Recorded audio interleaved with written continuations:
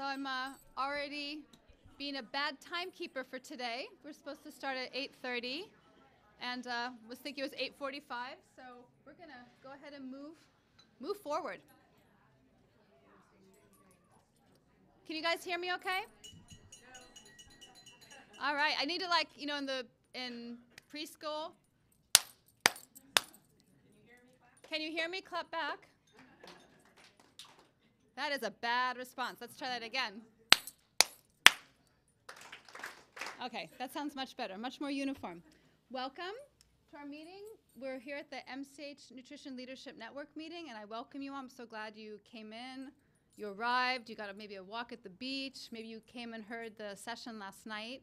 And we're really excited today. We're going to be talking about scaling up, leveraging partnerships to enhance nutrition policies, programs, systems, and environment. So PS partners and, of course, our university partners as well. So there's a lot of good energy that comes out of this room, and I think really I'd like each of you to focus on making one new friend, one new relationship that you can carry forward over this next year and build on that for the work that you do.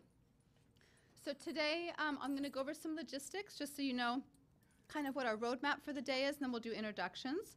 So this morning, as you know, we're going to start with excuse me, our PSC conversations, and we'll have 3 speakers.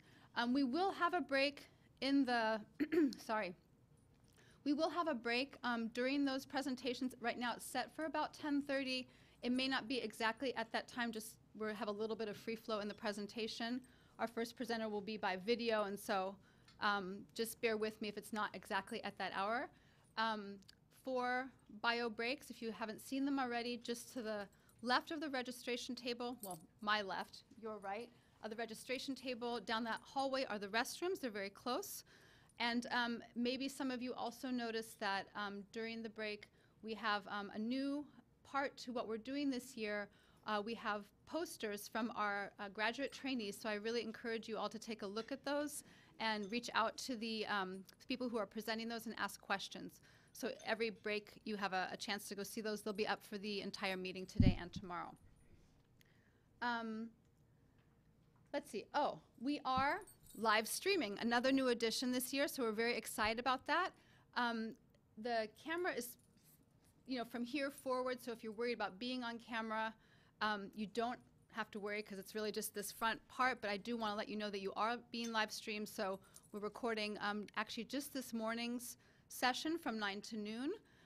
That being said, we learned last night that people had their cell phones on, so I'd like you to either, if not turn them all the way off, please turn down the sound. I'm going to ask everyone actually take your cell phone out right now and make sure the sound is turned off. Put it on vibrate, please, because while we have masterful media team over here, we want to make sure that we don't have to cut out all the bleeps and songs and things like that, although they are very, that was very entertaining if nothing else.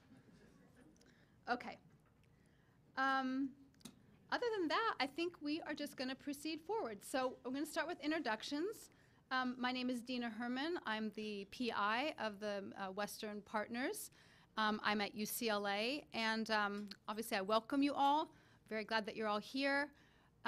We will move forward with the other partners. I'm going to introduce 2 of our partners who unfortunately are not here. One will be having via video and phone in just a minute. So Meg Bruning is not here. She's with ASU, and she just had a really adorable baby. So she joined us briefly yesterday for some conversation, but it's still really new, so she couldn't be with us here in the room today. Also, Jessie Jones-Smith from University of Washington in Seattle. She will be joining us by video shortly for the first presentation. She had some family situations that she had to take care of, so she is not physically in the room, but she'll be with us by video and also by phone. So we'll get to speak with her, have almost a virtual experience. And then I'm going to pass it on to Liz Adams, and we'll introduce both of our partners, then we'll go around the room. Maybe stand up when you talk, just because that way we can hear you better. I'm Liz Adams. I'm from Oregon Health Sciences University. Hi, I am Leslie Cunningham Salo from Colorado State. I'm going to bring you guys, actually, the microphone. So I'm going to go over here. And also, UC Berkeley School of Public Health supports us, and here we have. Good morning. I'm Barbara Laraya from UC Berkeley, and I have my trainees in the back and scattered throughout in Katie Burns, so please get to know them. Many of them are graduating and looking for jobs. Hi, I'm Suzanne Haydu, and I'm actually with you can't hear me? Let me get the food out of my teeth. Yep. So I'm Suzanne Haydu. I'm with California Maternal, Child, and Adolescent Health. Karina Sariva also with the Department of Public Health, Maternal, Child, and Adolescent Health. I'm on the nutritional epi side, so science and research. I'm Christina Perry. I'm with the Utah State WIC program.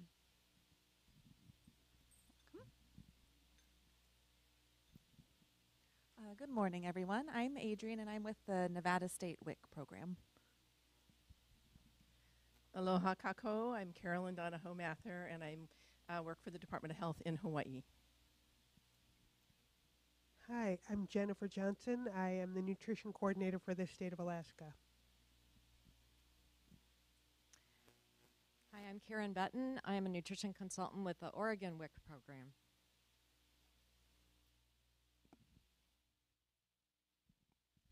Hi, I'm Emily Bash. I work for the Colorado Department of Public Health and Environment in the Early Childhood Obesity Prevention Unit. I'm Brittany Klein. I am the WIC Nutrition Services Manager for the Arizona WIC program. I am Cameron Hurt, and I'm a MCH trainee at Colorado State University and a graduating MPH student. Hi, I'm Katie. I'm Katie, and I'm a first-year public health nutrition student and trainee at UC Berkeley. Hello, everybody. My name is Jose. I'm a PhD student at Arizona State University. This is my third year here. Hi, I'm Chris Benson. I am the nutrition coordinator for the Washington State Department of Health. Hi, everyone. It's good to see some familiar faces in the room. My name is Michelle Lord. I'm the breastfeeding coordinator with the Washington State Department of Health, and I'm also affiliated with WIC and part of the Healthy Eating Active Living program. Hi, I'm Courtney Davis. I'm a trainee from University of Washington, and I'm also a LEND fellow, if anyone's familiar with that program. My name is Britt Meyer, and I'm also a trainee from University of Washington. Hi, I'm Sakura, and I'm a trainee with UCLA, and I'm also a first-year public health graduate student. My name's Natalie, and I'm a second-year master's student at Oregon Health and Science University, and I'm also a trainee. And I'm Becky. I'm also a second-year master's student at OHSU and an MCH trainee. I'm Crystal. I'm a second-year master's student with Oregon Health and Science, and I'm actually a LEND trainee. I'm Lacey Little. I'm a public health nutritionist with the Montana WIC program. Hi, everyone. I'm Miranda Westfall. I'm a second-year PhD at UCLA and also a trainee, and I'm the one that's been emailing you incessantly, so it's nice to put faces to names. Good morning. My name is Chris Chow. I am a Doctor of Public Health student at the University of California. Barbara is my mentor, and I am one of the people that she's speaking of who is looking for a position or a job. So. Hi, I'm Ronly Levi, and I'm a second-year MPH student and MCH trainee at Berkeley. Hi, I'm Olivia. I'm also from UC Berkeley and a second-year MPH student and MCH trainee. Good morning. I'm Astrid, also an MCH trainee from UC Berkeley. Hi, I'm Lily. I'm also a second-year MPH student at UC Berkeley and a trainee as well. Hi, I'm Carly. I'm a third-year MPH student at UC Berkeley. I stay for the DPD, and I'm also an MCH trainee. Thank you so much. So you notice our room is divided. My goal by the end of the day is not to have this division. Oh, did we mix this table? I am so sorry. That was my job. All right. Keep going. I'm going to call. Thanks, Tina. No, it's okay. I'm Patty Keenan. I'm a PI at the University of New Mexico Prevention Research Center, and I was a LEN trainee 10 years ago.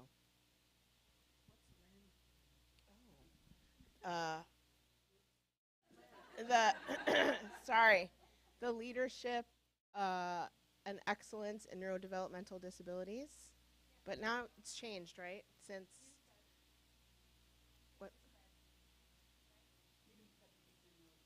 Yeah, that was the program that I did, and it was also LEAP, which was leadership. But that's what tripped me up, because we were also LEAP trainees too, which was leadership and education excellence in pediatrics. Am I right? Who's quizzing me? Anyway.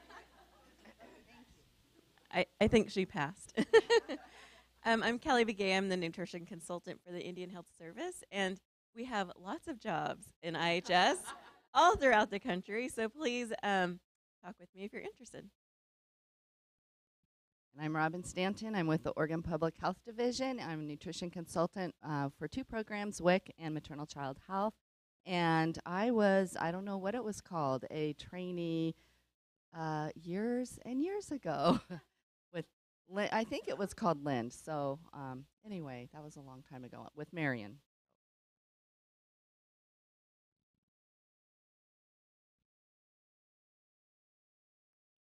Okay, so as I was saying, I do really want us to mix more, and in the second half of our day, we will have that opportunity. But I don't want the state trainee divide in the middle of the room, so we're going to have to work on that. All right, so one other request from everyone in the room, but I'm thinking specifically of our trainees are here. I want you guys to take pictures. And we have a Facebook site, Sakura, it's the USAE Public Health Nutrition Club. So you may post to your own public health sites, but I'm asking you please to take pictures, videos, blog, whatever you all do out there in the world of social media, Instagram, Snapchat, I don't know. Please take pictures while you're here. Maybe Snapchat, this is too boring for Snapchat, sorry, I get it. But at least put it on our Facebook page, right? We want to get some impressions of what you're seeing and experiencing here out into the world. So please post. I don't have a Twitter account, sorry, that's not happening yet, but maybe in the future. So please take pictures and post them, that would be great. All right, so now we're gonna move on to our presentations. Our first section is all about PSC. We're talking about policy, systems, and environmental change, applications to childhood obesity and food systems. And as I mentioned, Jessie Jones-Smith is not with us in person, but she is with us in spirit, and she will be on the phone in just a second. So I'm going to give her a call, give you a little introduction. Actually, I'll call her and then give her an introduction so she could be on the phone. So just bear with me while I do that. Sorry, we're a multimedia situation here today.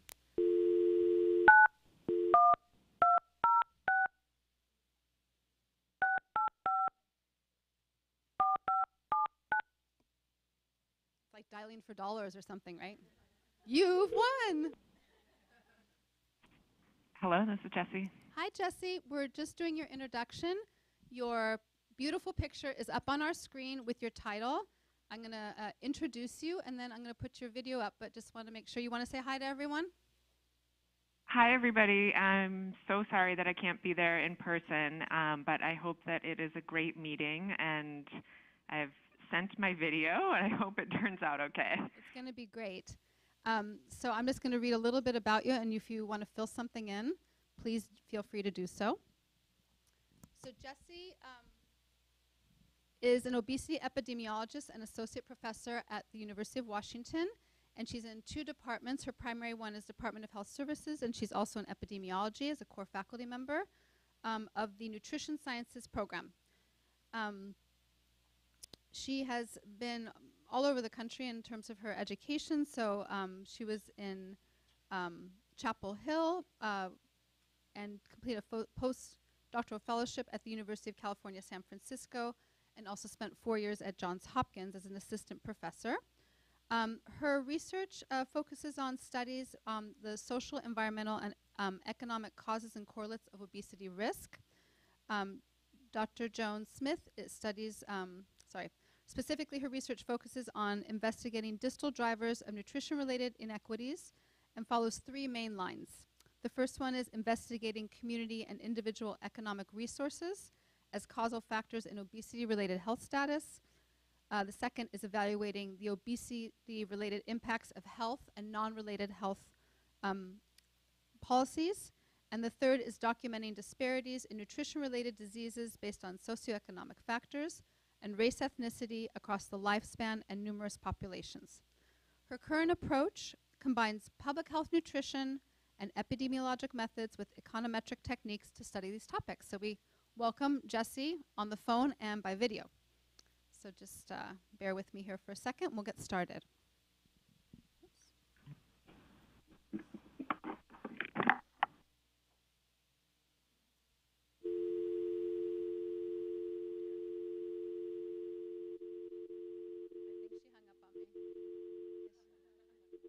My name is Jessie Jones-Smith, and I truly apologize for not being able to be there with you in person this morning for this panel and also for the rest of the NLN conference. We're going to try this one more time. Sorry, I've got this on my screen, and this is there.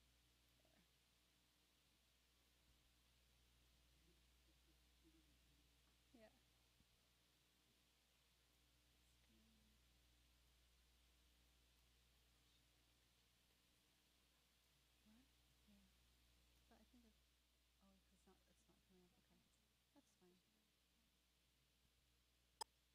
oh, it's not coming up.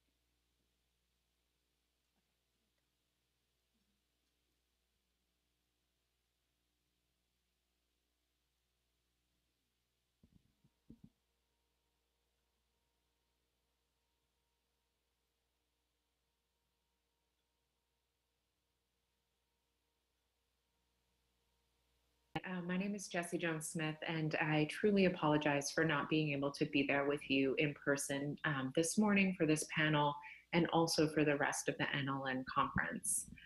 Instead, I am recording my portion of the panel. So my job today is to provide some background information about childhood obesity, and particularly childhood obesity from a public health perspective. So I expect that some of what I present today you have probably heard before, but hopefully not all of what I present everybody has heard before. So specifically in my 30 minutes of the panel, I have three main goals for what I'd like to accomplish. First, I want to convince you that childhood obesity is a pressing public health issue that deserves our attention. Second, I want to tell you about some of the hypothesized drivers of the childhood and adult obesity epidemic. And third, I want to give us just a little smattering of some potential policies that might be effective in eventually reducing childhood obesity in the US. Okay, so just wanted to start off by getting us all on the same page about what exactly is the obesity epidemic. So when we say the obesity epidemic, typically we're referring to the period from 1980 until current day, because during this time period, we saw really drastic increases in obesity prevalence among both children and adults in the US. We also saw really drastic increases in childhood obesity prevalence worldwide. So in both high-income countries and low and middle-income countries, we're seeing growth in overweight and obesity prevalence.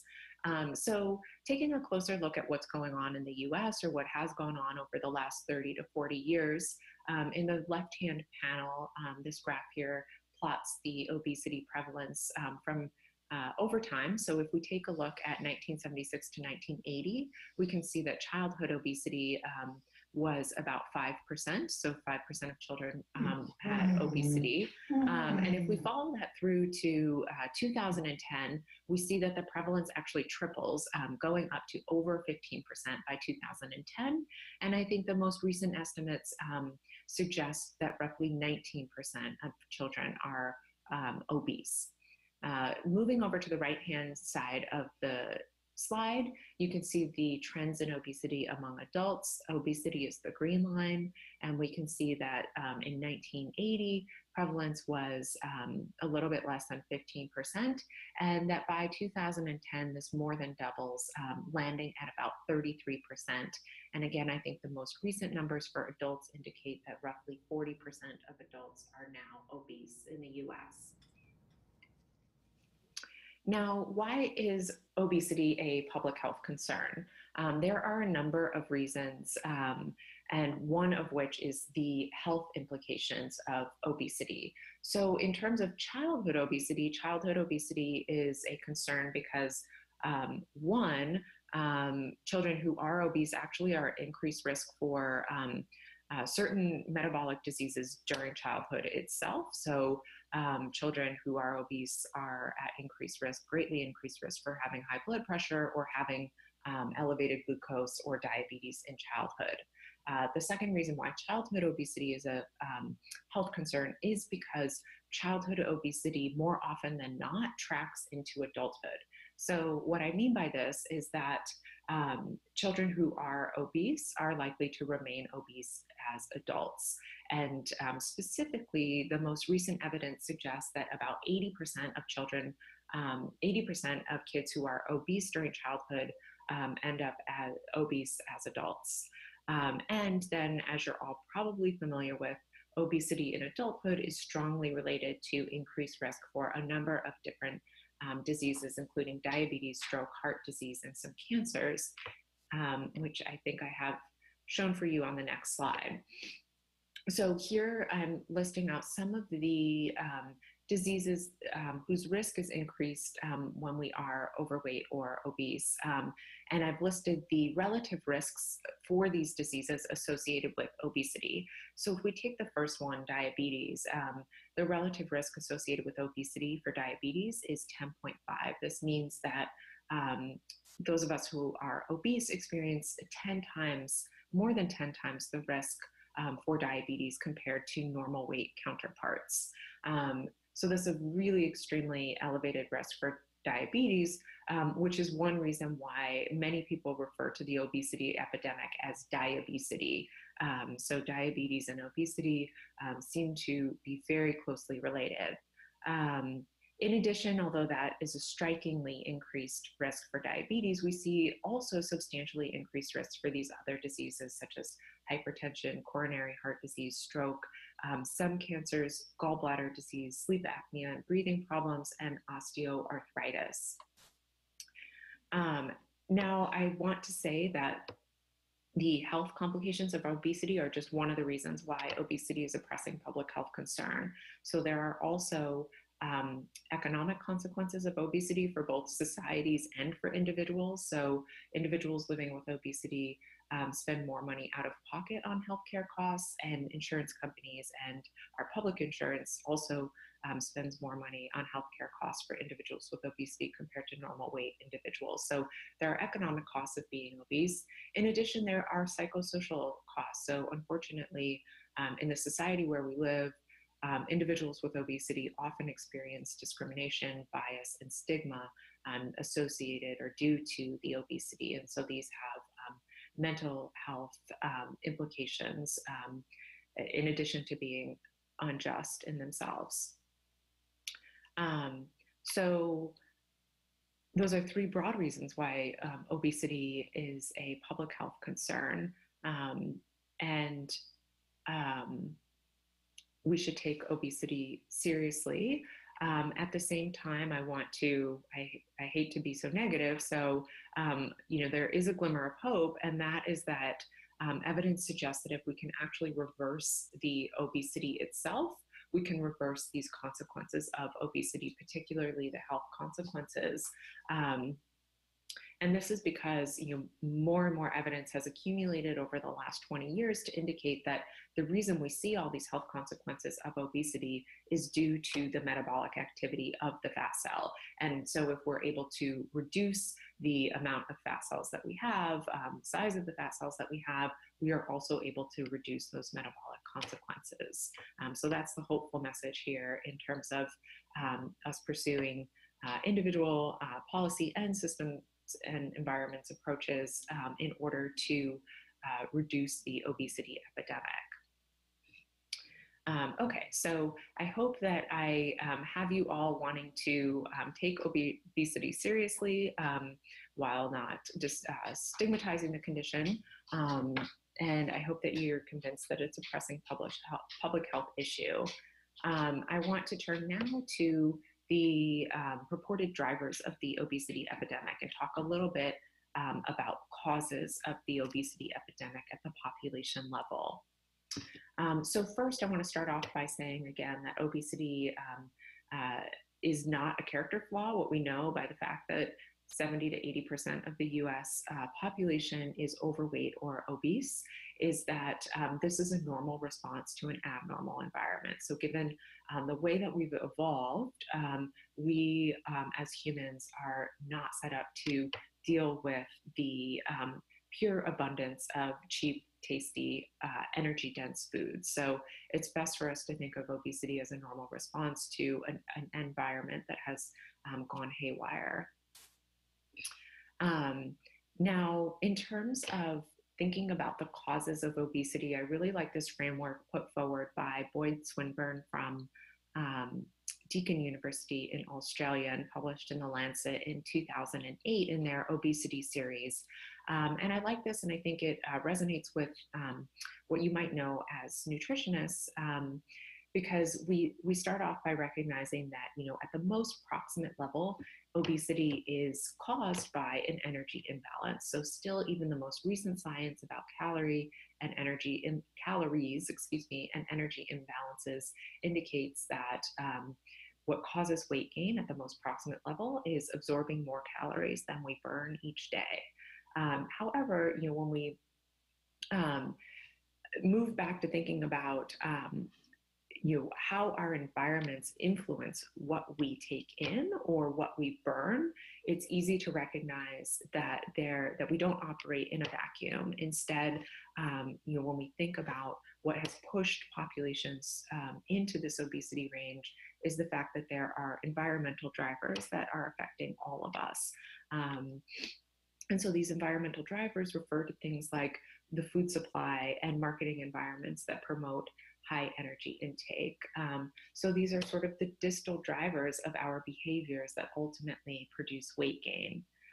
In addition, I like this model by Boyd Swinburne because he points out that actually there are more local environmental moderators, he calls them, with these red arrows that determine the extent to which we're influenced by kind of these larger aspects like our food supply.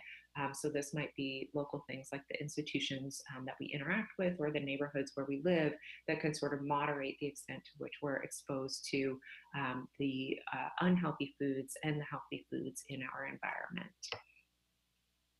Okay, so when we're thinking of causes of the obesity epidemic, we're really thinking of trying to think of things that are pervasive in nature, that have affected a large swath of the population, rather than thinking about what might make one individual prone to obesity compared to another individual. So we're really thinking at the population level here about things that have changed over the last 30 to 40 years, or maybe slightly before, that line up with that changing of the obesity prevalence, as I showed you in those first few slides. So let's take a moment. I want you to just get ready to write down some of your ideas about what are some of the pervasive changes that have led to this increase in obesity among children and adults in our population. Again, as you start to write down ideas, put them to the test of whether you think they've drastically changed over the last 30 to 40 years and coincide with this increase in obesity. I'm going to give you just 30 seconds to a minute to come up with as many as you can, and then I'll tell you about what us obesity researchers have hypothesized as the causes of the obesity epidemic.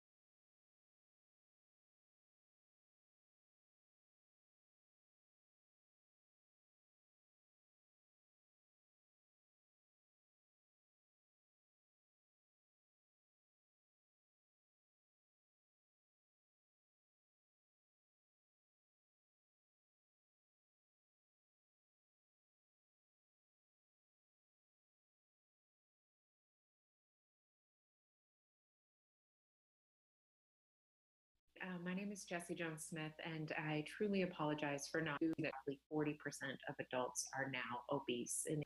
So here, obese and reduce the evolved and drivers that are did a large about what. So she's going to take us through just about a slide on each of these to give you a little bit more information. So starting off with the first one of having more calories available, data suggests that after 1960 onward, the number of calories available for consumption in the food supply increased monotonically. So in 1960, there were about 3,100 calories available in the food supply, and by the mid 2000s, that had reached about 3,800 calories. So an increase of about 700 calories available for consumption. And this translated to about a 500 calorie increase in consumption. So there were 700 extra calories available for us to eat. We found a way to eat about 500 of those extra calories by the best estimates. And this slide just shows what calories according to each of these different food groups, how they changed over time, with the lighter orange being 1970 and the darker orange being 2010. And so you can see that we increased drastically calories from grain products and fats and oils.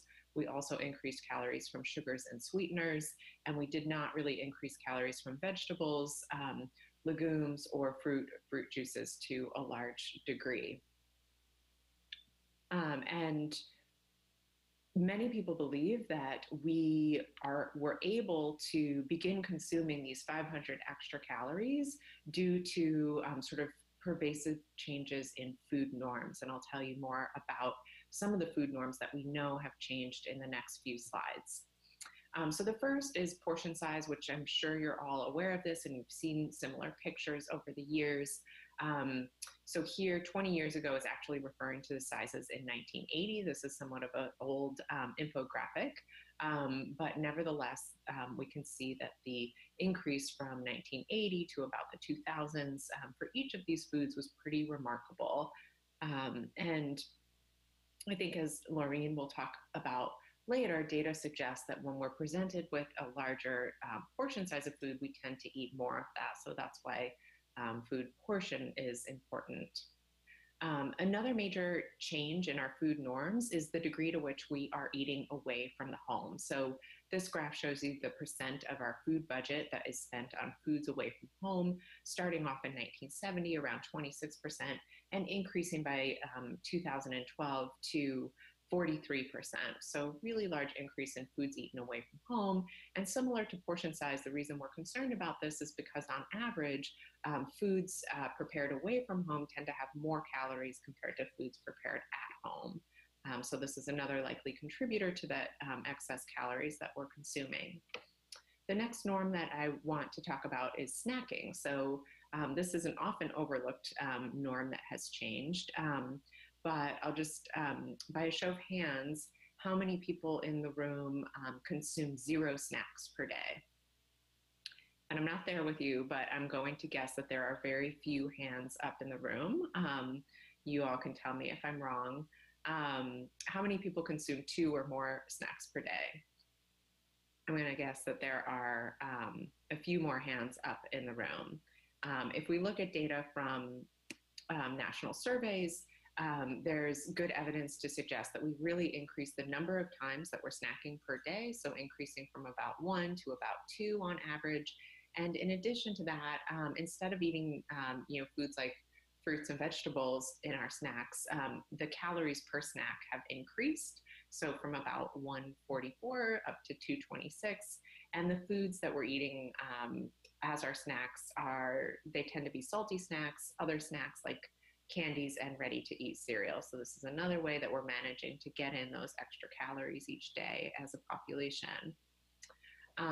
Additionally, evidence suggests that the relative price of healthful foods like fruits and vegetables has increased more than the relative price of cakes, cookies, and cupcakes, or things like junk foods. And that's what this data is showing here. So we start off in 1980 at the on the x-axis, and we can see that these two food groups are similarly priced. We follow it through to 2006, and we see that the price for fresh fruits and vegetables increased to a much larger degree than for cupcakes and cookies.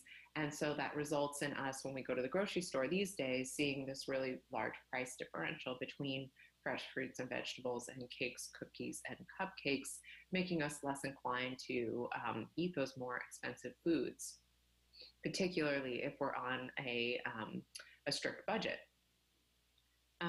Something else that has changed tremendously and likely affects childhood obesity is the number of women of childbearing age who are entering pregnancy at a higher BMI. So this is important because we know that entering pregnancy at a higher BMI is associated with a tendency to gain weight excessively during pregnancy.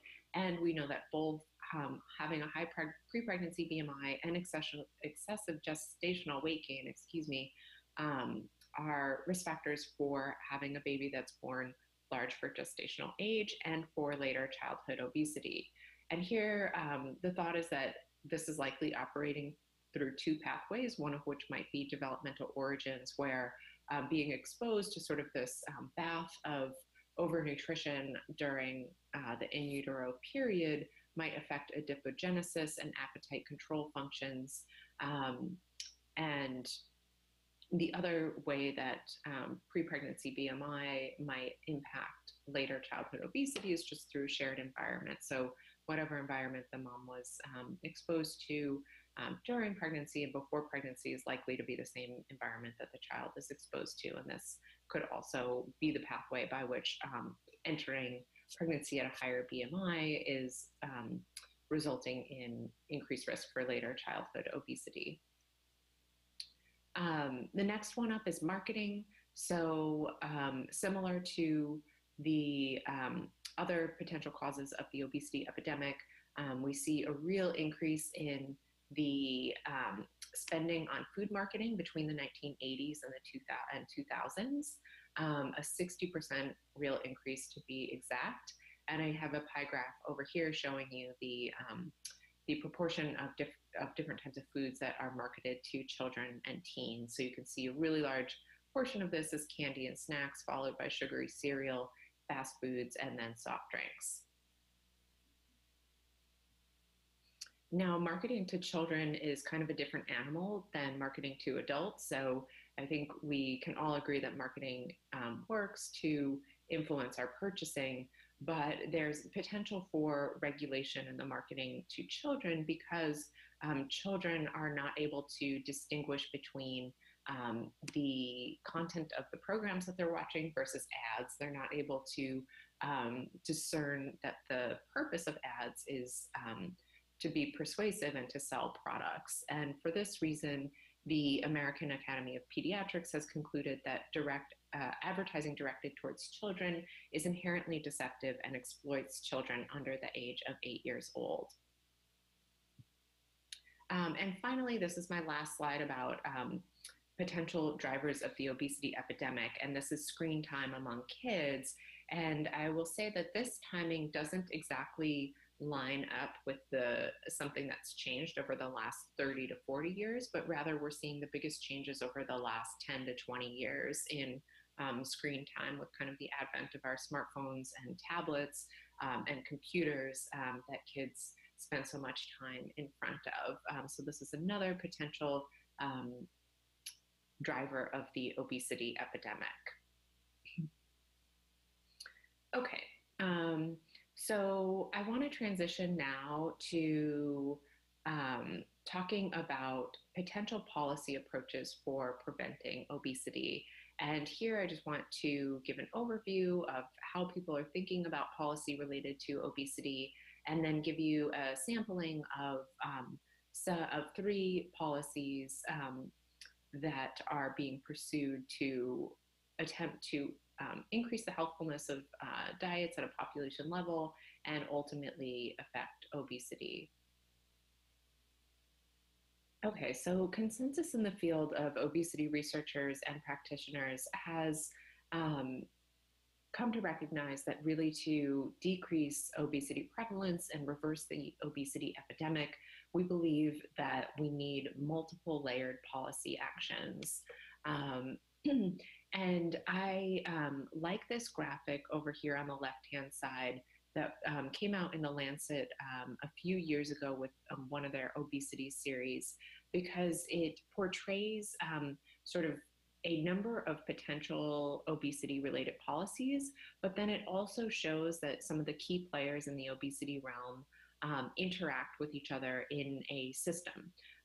So that some of the key institutions indicated here, government, schools, individuals, food producers, and retailers, that each of these institutions kind of interacts with each other, so that when we think about how policies might have one effect or another, we should be thinking about how actions in one realm sort of affect multiple other realms, and applying our sort of system science lens to the issue of obesity. So to make that concrete, for instance, just to give you an example, if we look over here at the relationship between individuals and food producers might implement policies to reformulate products to reduce the unhealthful ingredients in their products, and this affects what individuals consume.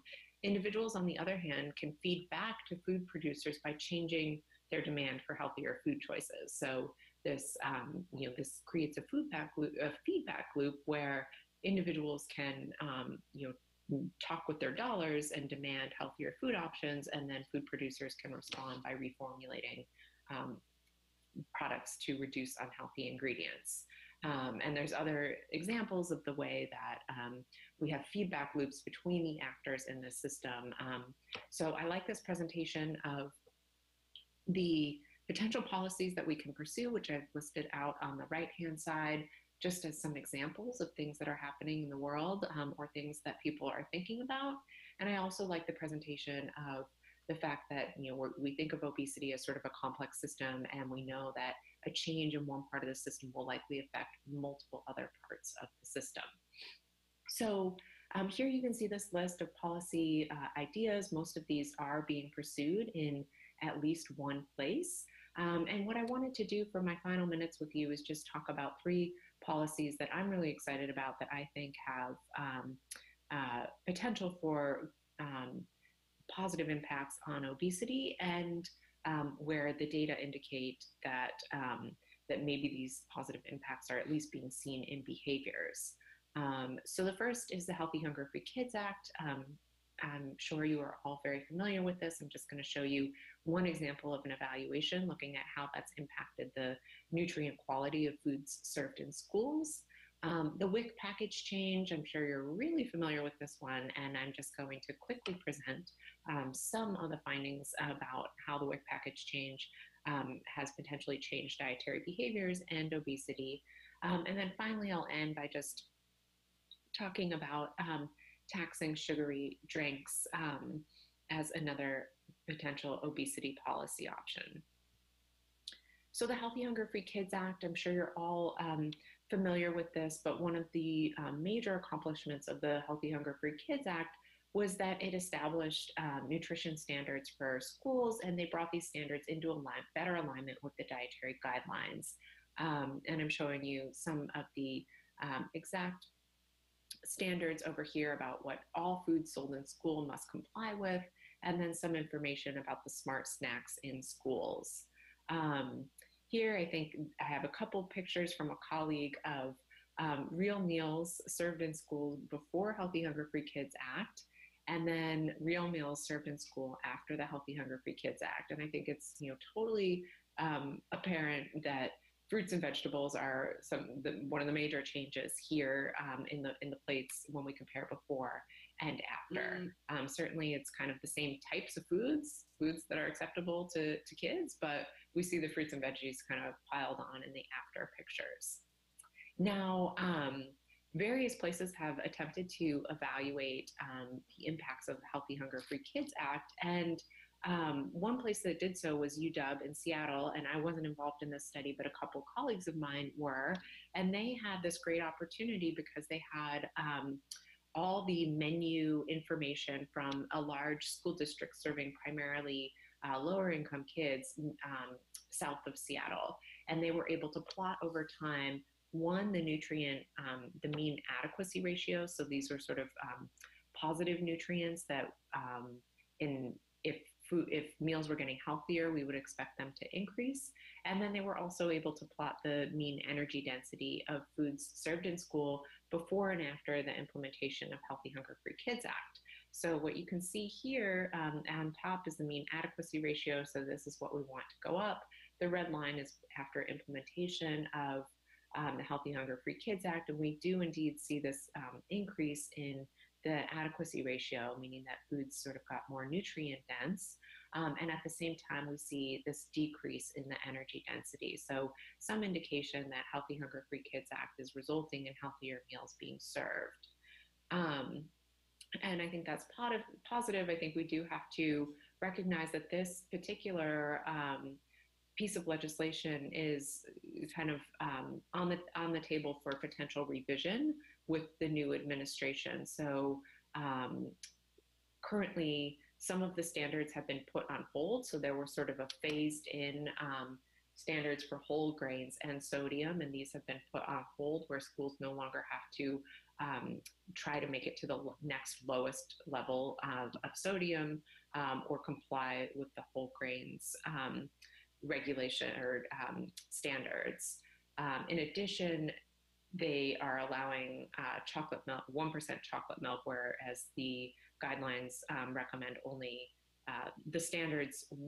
We're hoping for schools to serve chocolate milk only if it was non-fat milk. So I think this is a time of transition, and one, I think we'll talk about, probably your small groups will talk about more later on in the day of, what do we do, what can we do to preserve some of the policy actions that have taken place, and how do we think to build on these in this new political era that we're living in. Next up, I just want to quickly say a couple words about the WIC package change. I'm sure you are all extremely familiar with what happened with the WIC package change in terms of what the actual package change was. In terms of evaluating the WIC package change and its impacts on dietary consumption, there's been a few studies, and I have just a sample of the studies here.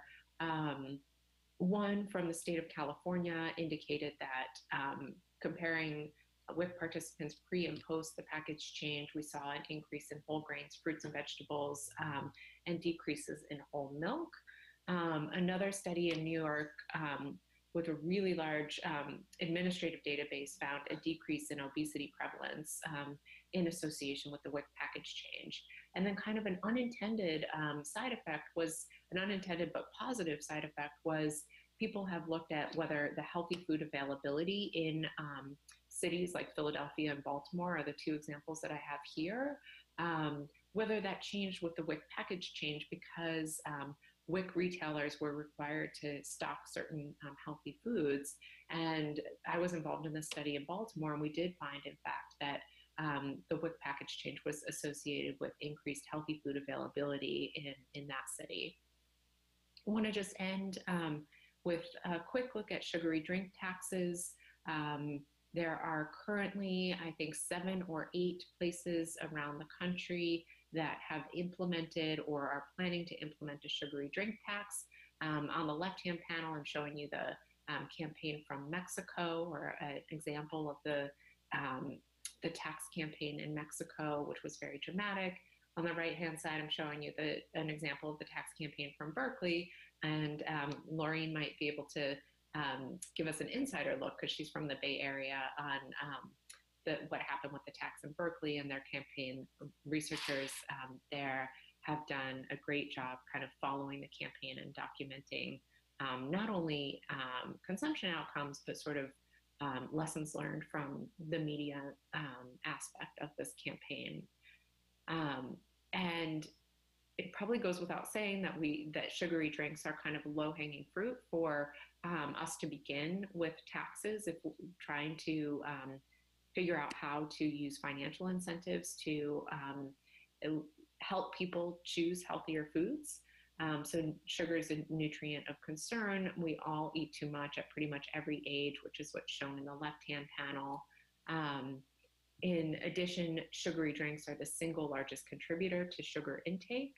And it seems that the liquid form of sugar might be particularly harmful in that our bodies recognize the calories from these liquid forms less well than they do the same amount of calories from sugar in a solid form. And so this is the rationale for going after these sugary drinks as a target for kind of sin taxes. And data so far actually suggests that these taxes have been effective in decreasing purchasing of these sugary drinks or of taxed beverages. Some municipalities have decided to tax both sugary and artificially sweetened beverages. So specifically, the studies in Mexico, which was the first place to pass a sugary drink tax, indicate a 10% decline in taxed beverages in the general population and a greater decline among the low-income population. In Berkeley, similarly, a 10% decline in purchasing was seen in the general population and larger declines seen in lower income populations. In Philadelphia, preliminary results suggest that there was a 57% decline in the volume sold of these taxed beverages from large stores, large supermarkets. So again, this is encouraging early results. We have a tax in Seattle, where I am located, and my team is currently evaluating the impact of that tax. So we will see how that goes. So I just wanted to end this picture again of the Lancet infographic of encouraging us to think about obesity and policies to affect obesity from a systems science thinking perspective. And I know that Angie is going to talk more about that and exactly what that means. So I thank you so much for your attention, and I'm happy to, I think I will.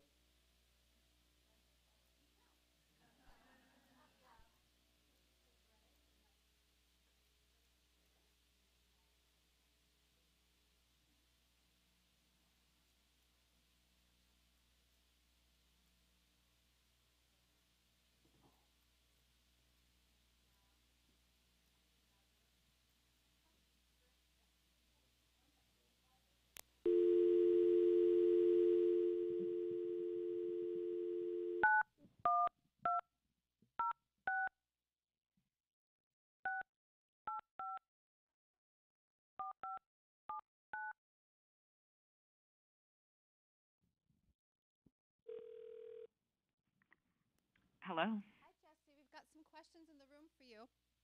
Okay, great.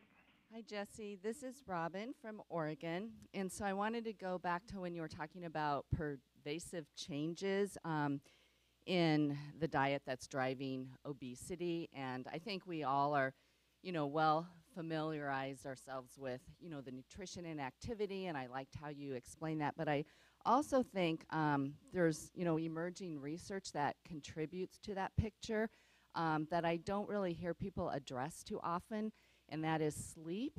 We know that we're getting less sleep as a population. Also, the changes in our microbiome, because that's occurring at that cellular level that you had referred to earlier. And then lastly, just the increased stress and trauma that we're seeing in the ties with obesity. And last year at this workshop, we had a speaker from the Prevention Institute that really laid out that picture. And I think that's particularly important when you look at populations of color and the racism they experience, and then the resulting health disparities and the poor health outcomes related to the increased obesity rate. So I think that offers an opportunity for more partnerships across other disciplines and organizations to look at these other issues that I don't think people are addressing in that obesity framework. Yeah, I really appreciate that comment, and I completely agree that those factors are contributors to obesity. One of the reasons they didn't make it into the pervasive changes slides are just because we don't have data going back 30 to 40 years on some of those factors. So particularly the microbiome. We don't really know how that has changed over the last 30 to 40 years. So I agree with you. And sleep, I think, is huge, and the evidence is stronger and stronger. Now, whether sleep has changed drastically along with the obesity epidemic, I think that there's reason to believe it may have because of changes in work patterns, changes in sort of wage stagnation, changes in the way that neighborhoods look, and noise pollution. So I agree with you. I think there's something there. Unfortunately, there's not kind of time trends in that available that I'm aware of. And then I also agree that trauma and racism play a big role in obesity, likely, and in obesity disparities in particular. Again, we don't have good data to look at time trends, and so that was, one of the sort of points in the pervasive changes was thinking about, where we have evidence to look at what's changed. But nonetheless, I think that you bring up really important points, and that these are likely contributors to obesity. And I would, love to see if anybody has time trends on those factors. Thank you. Other questions here in the room for Jessie? Yeah. Hi, Jessie. This is Leslie in Colorado, and I'd like you to talk a little bit more about the impact of the Healthy Hunger-Free Kids Act. Certainly, the nutrient quality is improved. In some cases, there was a modest decrease in calories available, but I am struggling to find a real connection to decreased obesity or overweight in children, because I'm anticipating that they could potentially increase those calories and decrease the nutrient quality with other meals and snacks throughout the day. And so I'd just like you to talk about that a little bit. Yeah, that's a good point. So the outcomes that we're looking at are just the nutrition of foods served in schools, and certainly there's possibility for substitution with other meals, either inside school with foods brought from home or outside of school. And it's yet to be seen, and I don't know if we'll ever know conclusively whether Healthy Hunger-Free Kids Act has a sort of detectable effect on childhood overweight and obesity. I think that that we can continue to look at the effect on the healthfulness of food served, and better studies might be able to look at actual food consumed over a 24-hour period with better methodology on individuals. I think people would have had collected that information before the policy went into place to do a really strong study. So there's certainly a leap there, but I also think that there's plausibility that these large-scale changes in schools could affect obesity, and particularly in the next generation. If we are kind of, I would say, in my opinion, lucky enough to have kids kind of coming through schools exposed to these healthier foods from a younger age, then potentially dietary habits could be shaped and not so much compensation would go on. But that's all speculative. And you are correct. Obesity is not an outcome in any of those studies that I'm aware of. And I sort of doubt that we'll ever see those studies done because the policy has already been implemented, and I'm not aware of anybody with really good data pre-implementation of that policy. We have another question. Thank you, Jessica. This is Suzanne Haydu from California. And my question for you is around screen time. So we have two types of screen time. We have the TV, and then we have all the games and apps and whatnot. And I had understood that people doing games and apps don't need as much as watching TV. I'm not sure.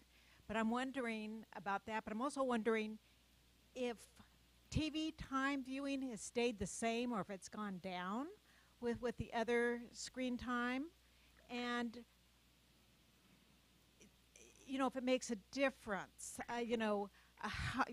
how much obesity is caused from apps and playing games, and how much obesity is related to watching TV, if there's a difference.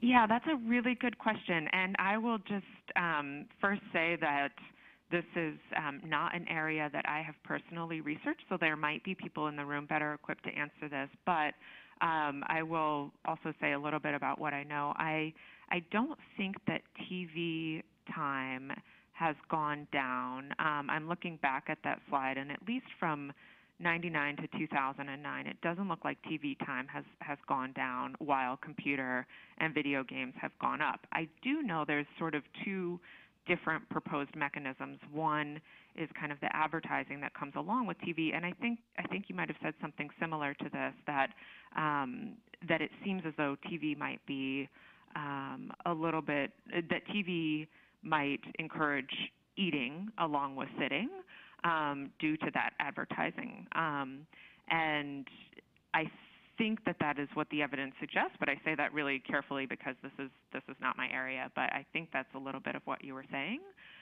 So yeah, I think with TV, the suggestion is that potentially there's two things happening there. One being sedentary and two being advertising. And with apps and games, there's less of that advertising, but just for the most part, sedentary activity. So yeah, these things might be different. To my knowledge, it's not exactly clear whether they do have differential impacts on BMI, but others in the room might know more than me. All right, we're going to take one more question and then move on. Jesse, this is Jose. My question is with regards to culture. We were talking about norms and how norms around eating are changing, but in regards to culture, like I know from Mexican to the Mexican culture, when a kid is skinny, even though medically they have a good weight, most moms think that they're skinny and they should be eating more. So I guess not just for you, but everyone here in the room, like how do we touch on that? Because you might tell the kids, and personally, like when my in-laws come and I give my son, he loves to eat, and I give him the right portions, but he wants more, and my mom was like, why are you not feeding him? Like, well, he's not supposed to eat so much for his age. He's 4 years old, but and so the same thing for other mothers who their kids are overweight or obese, but their moms, in their personal perspective and their culture, that for them they're healthy because they're a little chubby, even though they're technically medically they're overweight. So how do we go about the cultural, I guess, differences to address what's going on in our societies?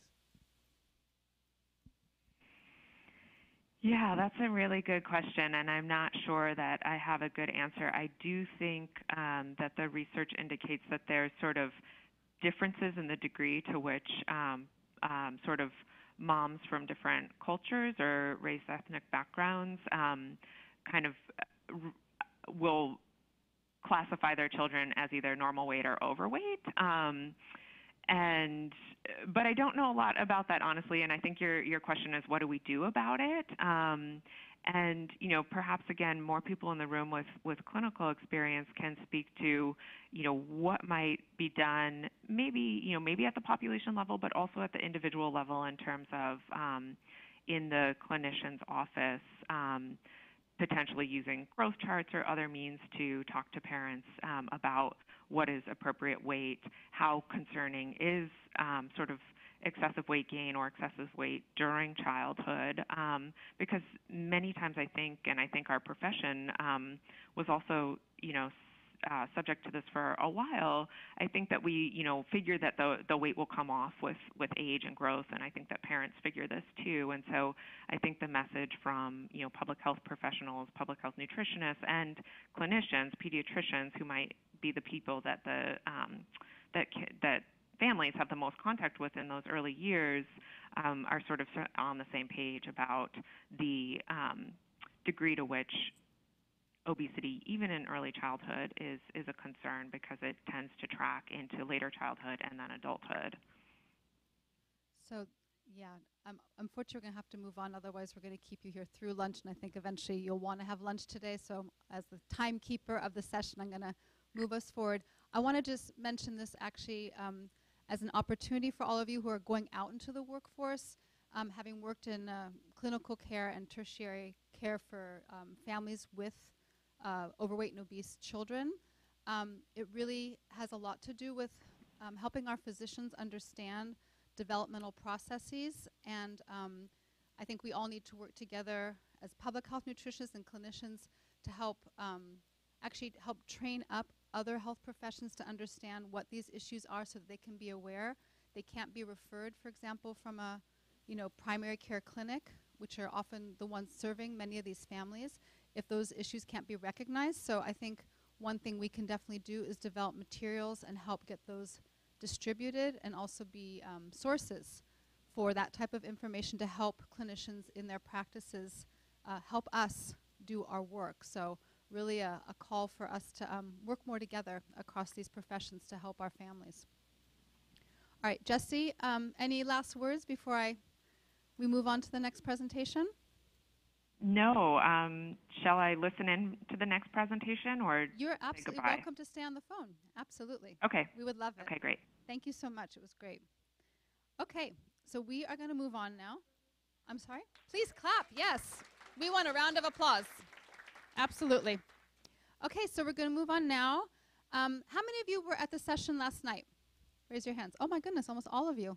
That is fantastic. Well, as you know, Angie Tagtoe actually needs no introduction, but I will add just one little piece. As you know, she was the former executive director for USDA Center for Nutrition Policy and Promotion. And just a little bit more about Angie. So she has also served as a senior fellow and endowed chair at the Minnesota Institute for Sustainable Agriculture at the University of Minnesota College of Food, Agricultural, and Natural Resource Sciences. For 8 years, she's also worked as a consultant in her own firm, providing assessment, evaluation, policy development, communication, and so many other things. And she also co-founded a nonprofit focused on health and food systems, in addition to forming a statewide community of practice that promoted evidence-based strategies to increase access to healthful food. Angie has served in leadership positions with the Iowa Department of Public Health, Special Supplemental Nutrition Program for Women, Infants, and Children program, and as a food systems consultant with the IDPH Iowa Community Transformation Initiative. And we are very, very grateful to have Angie with us today, talking now and also later about transforming service delivery models for today's public health. It's that title again. Models for today's public health. Angie, please. Oh, actually, we have speaking to these microphones. Okay. Good morning, everyone. In the best interest of time, I am going to condense some of my remarks, and Dina assures me that all of our slides are going to be made available to you following the gathering this week. So a lot of information, a lot of great references that I hope you're able to use in your studies and in your practices in the future. So I think Jesse laid an excellent foundation for us just to demonstrate simply the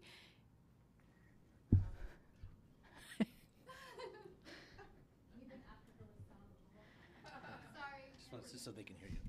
That's good. Okay, I'll do my best. She really set a solid foundation for us this morning, demonstrating the complexity and the multidimensionality, if that's a word, I just made it up, multidimensionality of the issues surrounding obesity. And so that really says to us that what are we doing now and how do we need to do our work better? And so this morning I'm going to highlight a few things for you before I get into the heart of our discussion on policy system and environmental changes. And so our discussion this morning, we're going to start with repeating of some slides from last night, so I'm not going to spend too much time on them. I'm going to talk about the application of theoretical models in public health practice today and how we can start looking at them as a comprehensive suite of approaches to public health, specifically around healthy eating and active living as a way of addressing. Wow. Sorry, guys, I'm doing my best. I'm going to actually turn these a little bit like that. Okay, how's that? Okay. So you all in the back, I know I'm going to be up here for at least 45 minutes, so if you need to get up and move forward or stretch or whatever, please feel free to do so.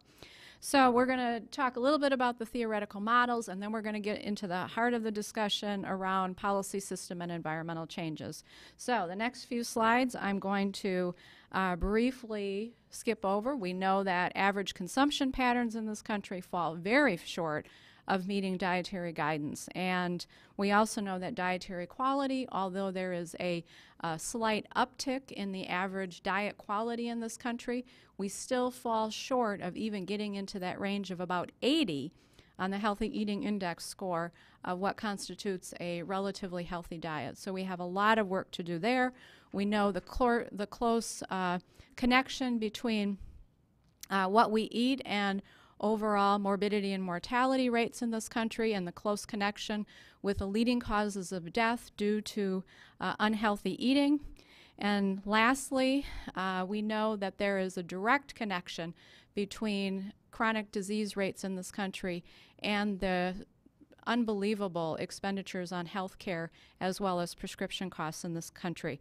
But I think what we need to do is to demonstrate the complexity and interconnectivity of food, nutrition, and health. We need to have much more robust tools at our disposal in order to deal with this. As public health practitioners, as providers, as academicians, we need to be really approaching this from a much wider lens. So think about your work traditionally as looking through a microscope. Okay? Well, now I'm going to encourage you to think of looking at a panoramic picture that has millions of details in it. Okay, so that's the journey that we're going to take here this morning. So the challenges within the public health workforce are getting even more and more complex. And what Dina didn't share with you is I started my career as a nutrition consultant with a WIC program at the Iowa Department of Public Health. I also had the opportunity of working directly with Title V Maternal and Child Health as well as Title X Family Planning. And so that's where I cut my teeth. And it was, back in the early to mid-90s, it was quite an eye-opener for me. And one of the things that I struggled with in the WIC program is here we were promoting healthy eating using the Dietary Guidelines for Americans at the time, and yet our food package didn't reflect those foods. And I was really having a problem with that. Now, living in central Iowa, and those of you who have a little bit better understanding of agriculture in the Midwest, literally living in the middle of the state of Iowa, surrounded by a lot of farm fields, I was starting to have a lot of conflicting information about what was happening primarily in policy within USDA. So here working in the WIC program and seeing the disconnect between what we were educating our WIC participants on, what constituted a healthy eating pattern, but the foods that we were providing weren't necessarily in alignment.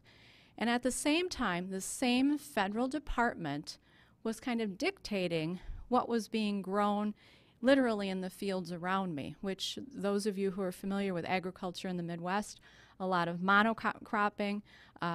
In Iowa, we have probably the highest density of corn and soybeans of any state. And so I was starting to see this disconnect. So USDA farm policy telling farmers what to grow, and also seeing the disconnect between that system and the nutrition and health system in which I was working with. So that started me to ask a lot of critical questions. I pushed the boundaries a little bit, and I'm still asking the critical questions and pushing the boundaries. So we need to create the environment in which we can all do that. And I appreciate this opportunity because this allows us to start asking those critical questions and pushing the traditional boundaries in which we work and operate. So the problems and challenges that we face are highly interlinked. They're complex, they're multidisciplinary, and I think we have to go beyond our silos. Our funding silos in particular direct or dictate us what we can and can't do within public health. Would you agree with that? Those who are especially working in state systems. And, you know, to quote Peter Senge, he says, we need to increase collaboration across boundaries, see systems as part of a larger system, and learn to create desired futures. So we're going from that microscopic view, which we might have a few things in our view, to a much bigger panoramic approach. And so as practitioners, we require new skills, knowledge, and abilities, as well as new ways of conceptualizing to successfully attend the many forces of change affecting our practice environment. This definitely includes greater understanding of how systems thinking are being supported by a variety of systems methods. And so with that, I have been dabbling in, well, I've been dabbling in PSE work for at least 6 to 8 years now. And I have been looking at the systems science, and depending upon the discipline that you're approaching this, they all have their own definitions. And I thought, we need this to be much more applicable. Now, May would probably have a heyday with this, and probably have some comments once I go through my approach to system science. But we need to create a definition that works for us as public health practitioners. And so after perusing dozens of different definitions, all of which start with system science is a science in which systems are evaluated. I mean, it's not quite that blunt, but what does that really mean? So I'd love to hear your feedback on this, but this is the definition that I've been using for the past several years. System science, to me, is a transdisciplinary study of interactions and the degree of those interactions among a variety of components. Now, that number of components can, of course, be quite varied. This includes identifying the intended and unintended consequences of those interactions. I'll give you an example of that in a moment.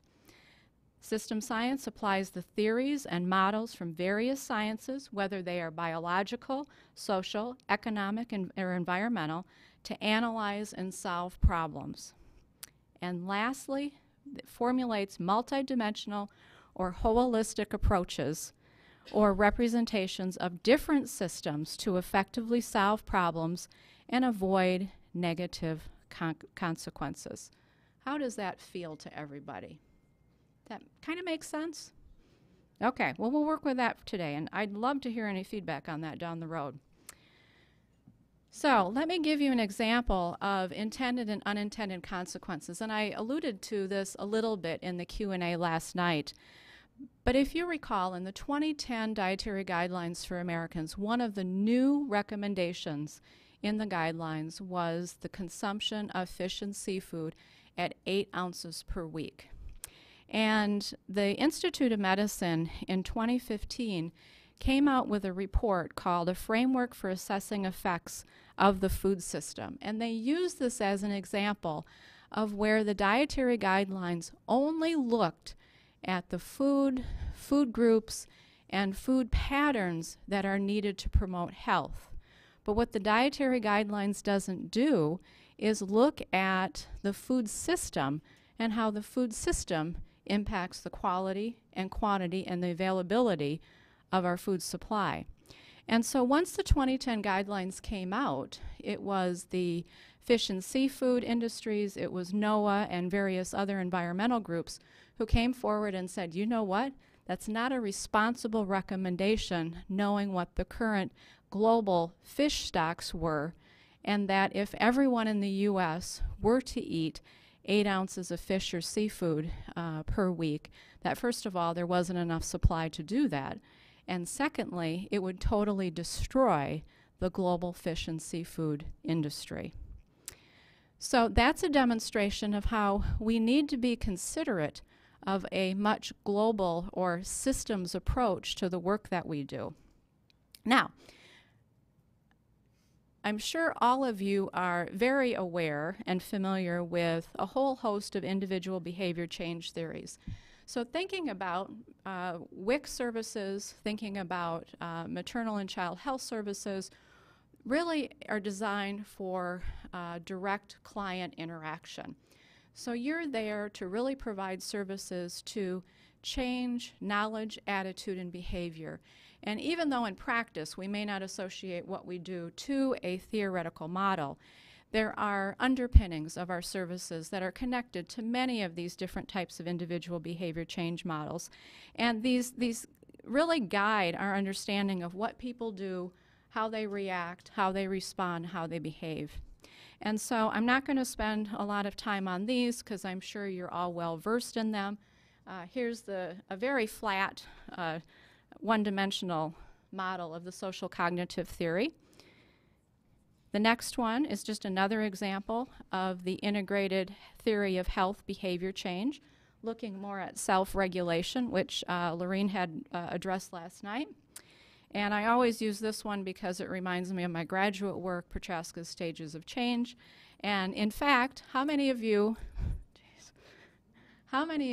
did complete the assessment for Dina about a month or so ago? Oh, oh. Yeah, it was the pre-training survey on PSEs.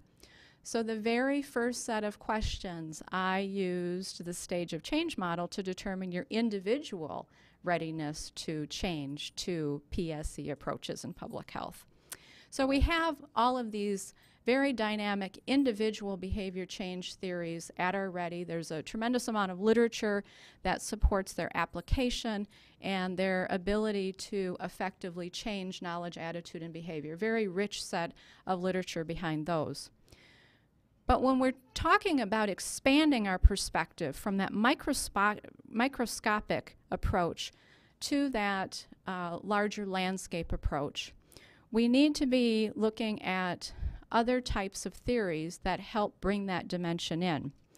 And by looking at individual approaches as well as systemic approaches to the work that we do, we need to be considerate of a lot of different dimensions. It brings a very new way of looking at our practices and our programs and the way we conduct business. And so here are just simply a list of examples of system change theories that are at our fingertips. Now I will say, and maybe some folks can chime in on this, the amount of literature linking system change theories specifically to healthy eating and active living is not nearly as robust as what the individual behavior change theories can give us in the literature. So it's our job, and I'm looking at the students in the room and those who are in academic institutions, it's our job to continue to build a robust body of evidence to support the application of these theories, these system change approaches when it comes to childhood obesity prevention, healthy eating and active living, and issues around other indicators around diet-related chronic diseases.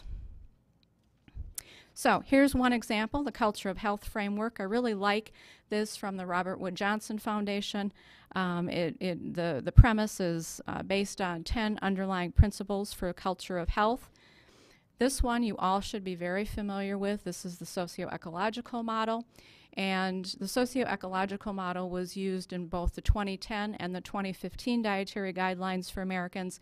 And I really challenged my staff at CNPP while I was there that typically this model is used to demonstrate all of the different types of influences on our individual knowledge, attitude, and behavior, especially when it comes to healthy eating. But I challenged them on the fact that we need to look at that reciprocity approach and how the settings, the sectors, and the social cultural norms and values can be focused on and serve as interventions that we need to be looking at for agents of change as well, and not just using it as influences on individual knowledge, attitude, and behavior change when it comes to consumption. This next one I also really like.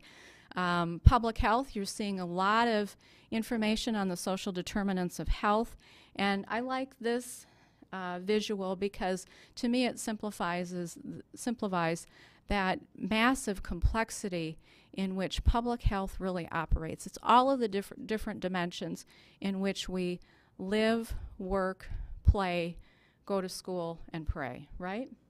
So just so many different elements to be taken into consideration. Now, forewarning, for those of you who are trying to apply a social determinants of health with a health equity lens in practice, it can be overwhelming.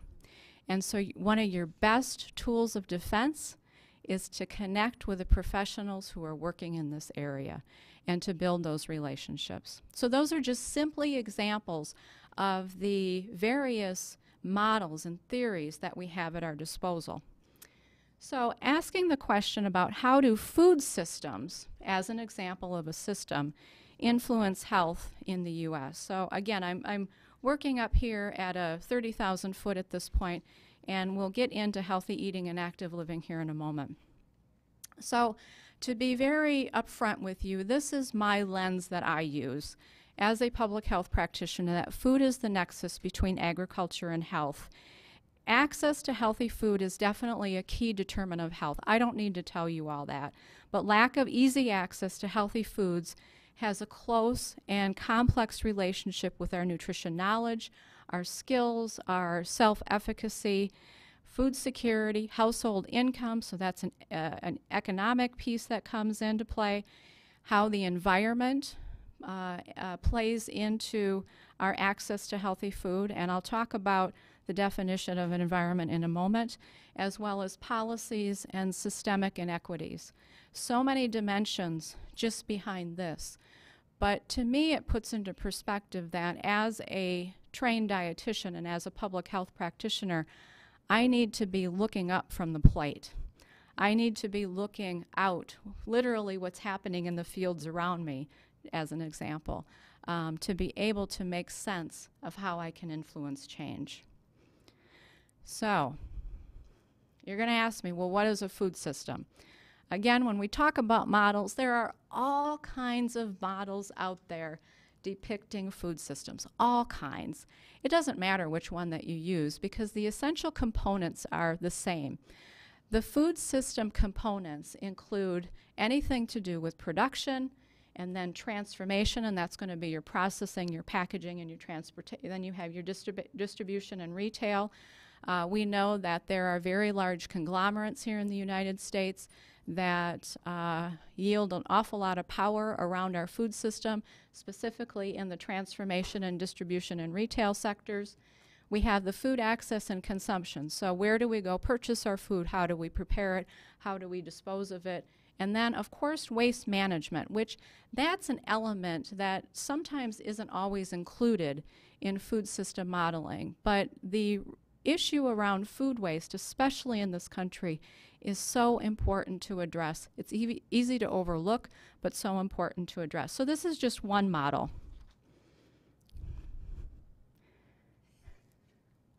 Dina's giving me the finger to get closer to the microphones. Now, we could spend an entire day just talking about this slide, but there are so many touch points between our food system and what we do in public health. And I'm talking about all of public health. So in our space, in our domain, we know that there's an intersection between their food system and human health.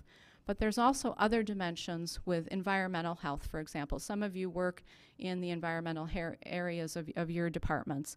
But of course, the logical ones are food safety, food access, food affordability, availability, nutrition assistance, nutrition education, emergency food systems, looking at, of course, all of the epidemiological primary and secondary data that not only Jesse highlighted, but the preliminary slides, looking at water quality and how water quality and water availability are intricately linked with our food system. That's a whole nother dynamic conversation, which we could spend a semester on.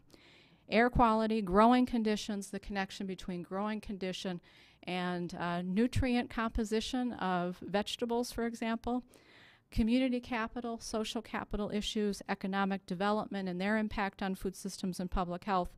Workforce opportunities, here in California, in the Salinas Valley, I don't need to tell you what the workforce primarily relies on for the production and harvesting of many of our fruits and vegetables in this country, and how policy can significantly impact our food production in this country, and of course issues around immigration. All of these elements touch not only food systems, but public health. So here is how I see things. Health, as we know, is driven by multiple factors that are so intricately linked, almost like a domino effect. And I think the social determinants of health is a really great model to help demonstrate that. But when we look at the food system, we know we have solid connections between what happens in our food system and how it impacts human health. We've got that domain covered. We've got a lot of knowledge, we have a lot of literature, a lot of research, a lot of best practices in that space. We also know how our food system impacts economic health. So even at a household level, we know that household economics is a big determinant on whether people can even afford to purchase food or afford to purchase healthy foods. And that also, we can create models looking at community economic health as well as regional, and we can even extrapolate to national and global levels. Social health, when we talk about using a health equity lens, using the social determinants of health approach, there's a growing body of literature linking how our food system is connected to social health in this country. And then, of course, there is strong connections between our food system and environmental health issues. And so what I want to really make sure that I emphasize here is that we have this reciprocity and almost a secular relationship among all of these domains in our food system. And so we know that our food system directly impacts these 4 domains, but likewise, these 4 domains directly impact our food system as well. And so this just multiplies the complexity of the systems in which all of these areas are connected and affects what we do. So here is a really great example that came out of the Institute of Medicine in 2015. And so it's a visual framework of the food system and looks at both macro and micro systems and their interconnections. It's a very complicated model, has a lot of different dimensions to it, but I think what is helpful to me is it reminds me of all of these other pieces to the discussion. And I think it's our responsibility to at least be cognizant of many of these connections, whether we work in that area or not. But it also helps us navigate these new conversations. It may help us build new relationships, and it could also help with our planning. So this is just one example of, I think, a very solid model that demonstrates the complexity of food systems. Now, those of you who are registered dietitians, this may look somewhat familiar. This is the model that was created for the standard of professional practice in sustainable, resilient, and healthy food and water systems that came out in 2014. So those of you who are a registered dietitian and need some ideas as to how to incorporate food systems into practice, the standard of professional practice paper is a great tool for that. Here are a couple of other related references within public health. The first one is Principles of a Healthy Sustainable Food System that was done by the Academy of Nutrition and Dietetics, the APHA, American Nursing Association, and the American Planning Association. This was done 2014, maybe 2015. And then the paper on the right is in the Journal of Hunger and Environmental Nutrition that takes a closer look at the connectivity between public health and food systems policies. Now, for those of you who are in public health, this model should be relatively familiar to you. I think CDC may have started this and then states took the model on. It shows, again, the linkages among partners within public health, right? And as you examine all of the different partners in that model, is there an omission?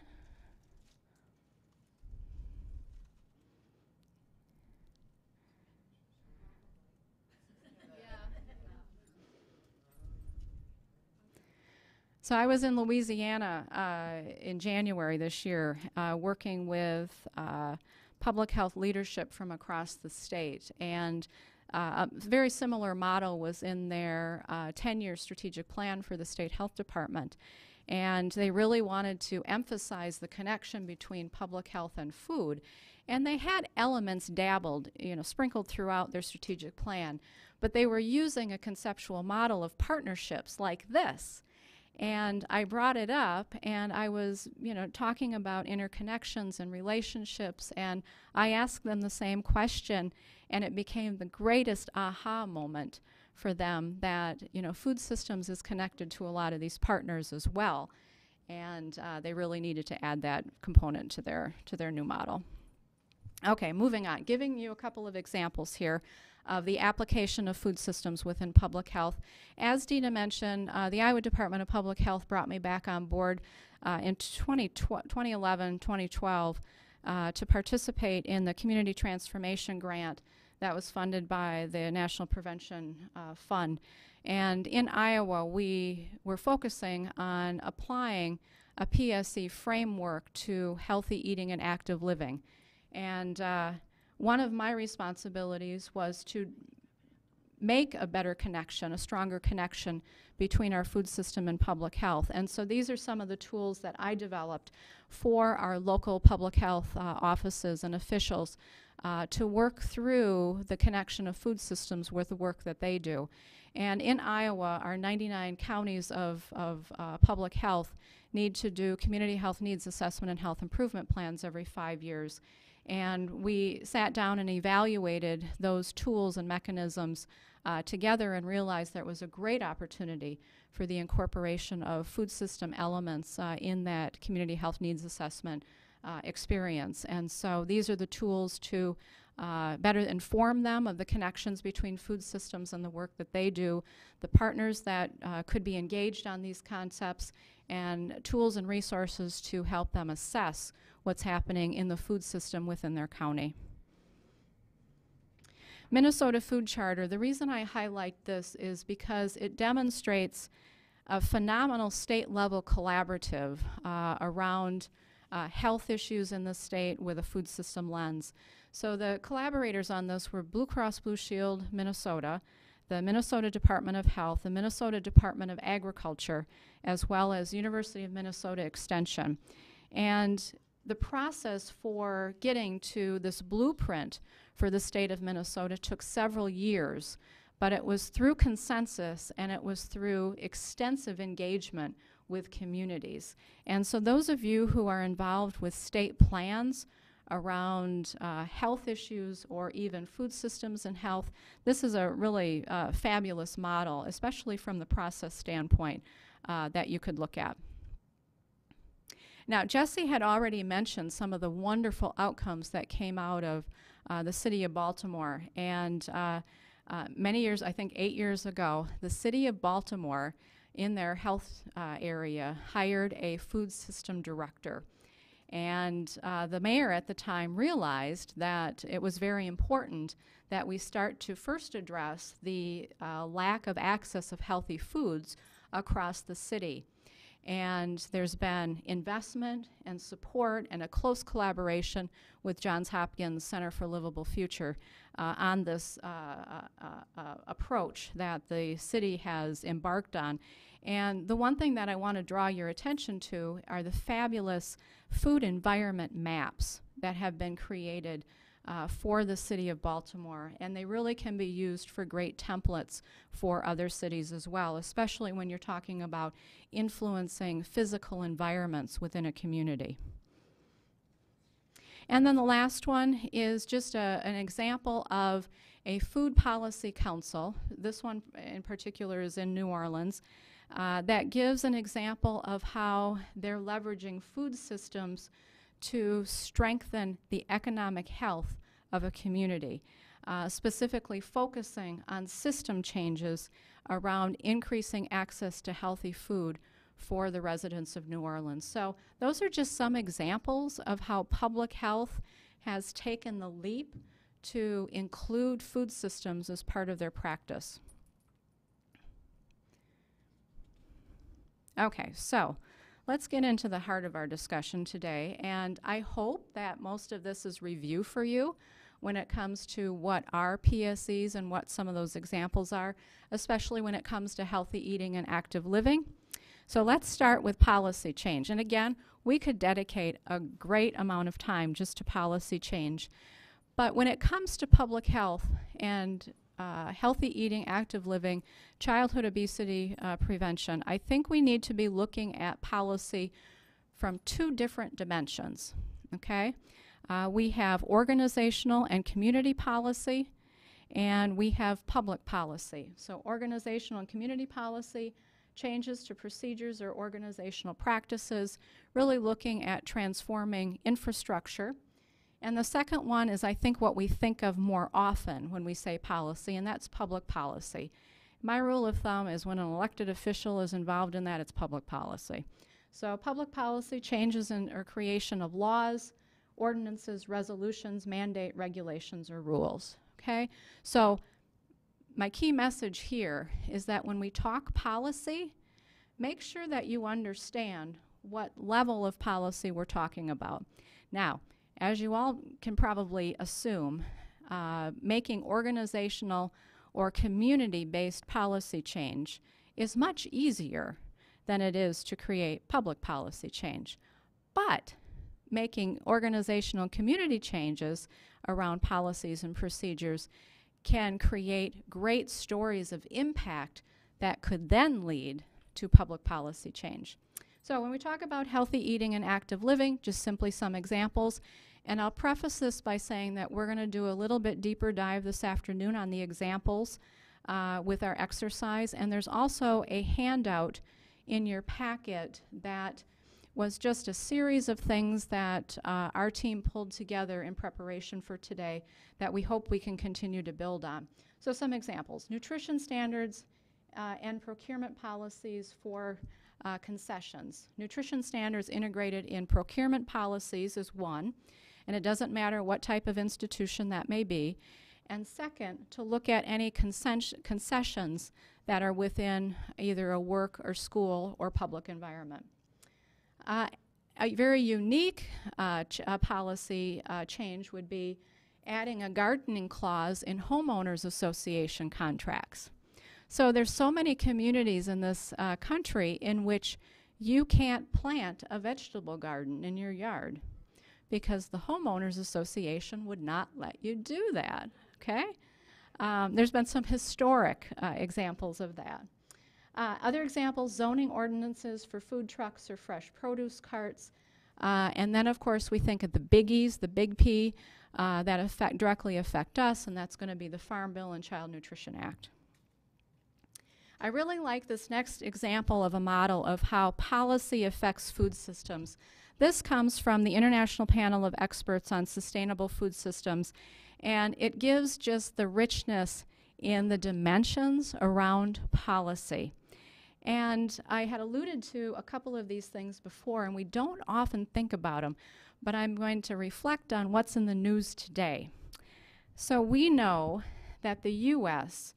has proposed tariffs on aluminum and steel. So you may want to think, well, what does that have to do with food systems or public health or nutrition? Well, if you're connected to the agriculture community, we rely a great deal on machinery. That machinery requires aluminum and steel to make. And if that becomes more expensive, those in agriculture, in production and processing, are going to have a hard time being able to purchase that type of equipment. And that will directly affect probably prices of food. So thinking of current events and how these discussions and proposals around trade and tariffs can directly affect food systems and our access to food.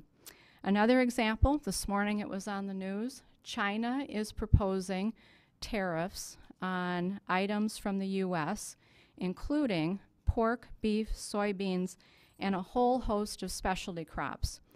So the specialty crops are going to hit the Western region.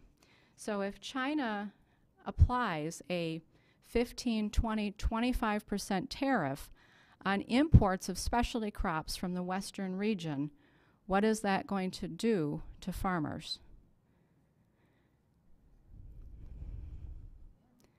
And even the speculation is causing prices to drop, right? So in Iowa, we have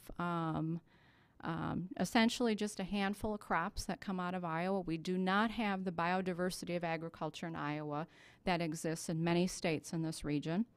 And we're the largest hog producer in the country. And we also sell a majority of the soybeans from the state to China. So the investment in agriculture for Iowa is extensive and always has been. Just to give you an example of the extensiveness, about 86% of the entire landscape of Iowa is dedicated to agriculture. That's 30 million acres that are dedicated to agriculture. And predominantly, those acres are either in corn or soybeans. So we have a tremendous investment in those types of crops. Now, we hear a little bit about NAFTA as well, the North American Free Trade Agreement. And, things are definitely not settled around this. But when you start looking at where the country as a whole gets a lot of their fresh fruits and vegetables, it's actually from Canada and from Mexico. And so if anything changes within NAFTA, it will most likely affect the import of fresh fruits and vegetables into this country. Affordable fresh fruits and vegetables too. And so that's just a demonstration of how things that we may not immediately connect back to the work that we do, but could have a profound effect on us as consumers, as well as the individuals and families that we serve. Okay?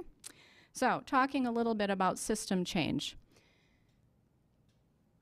I'm sorry, am I off on my slides here? Oh, I'm going backwards, sorry. Okay. System change.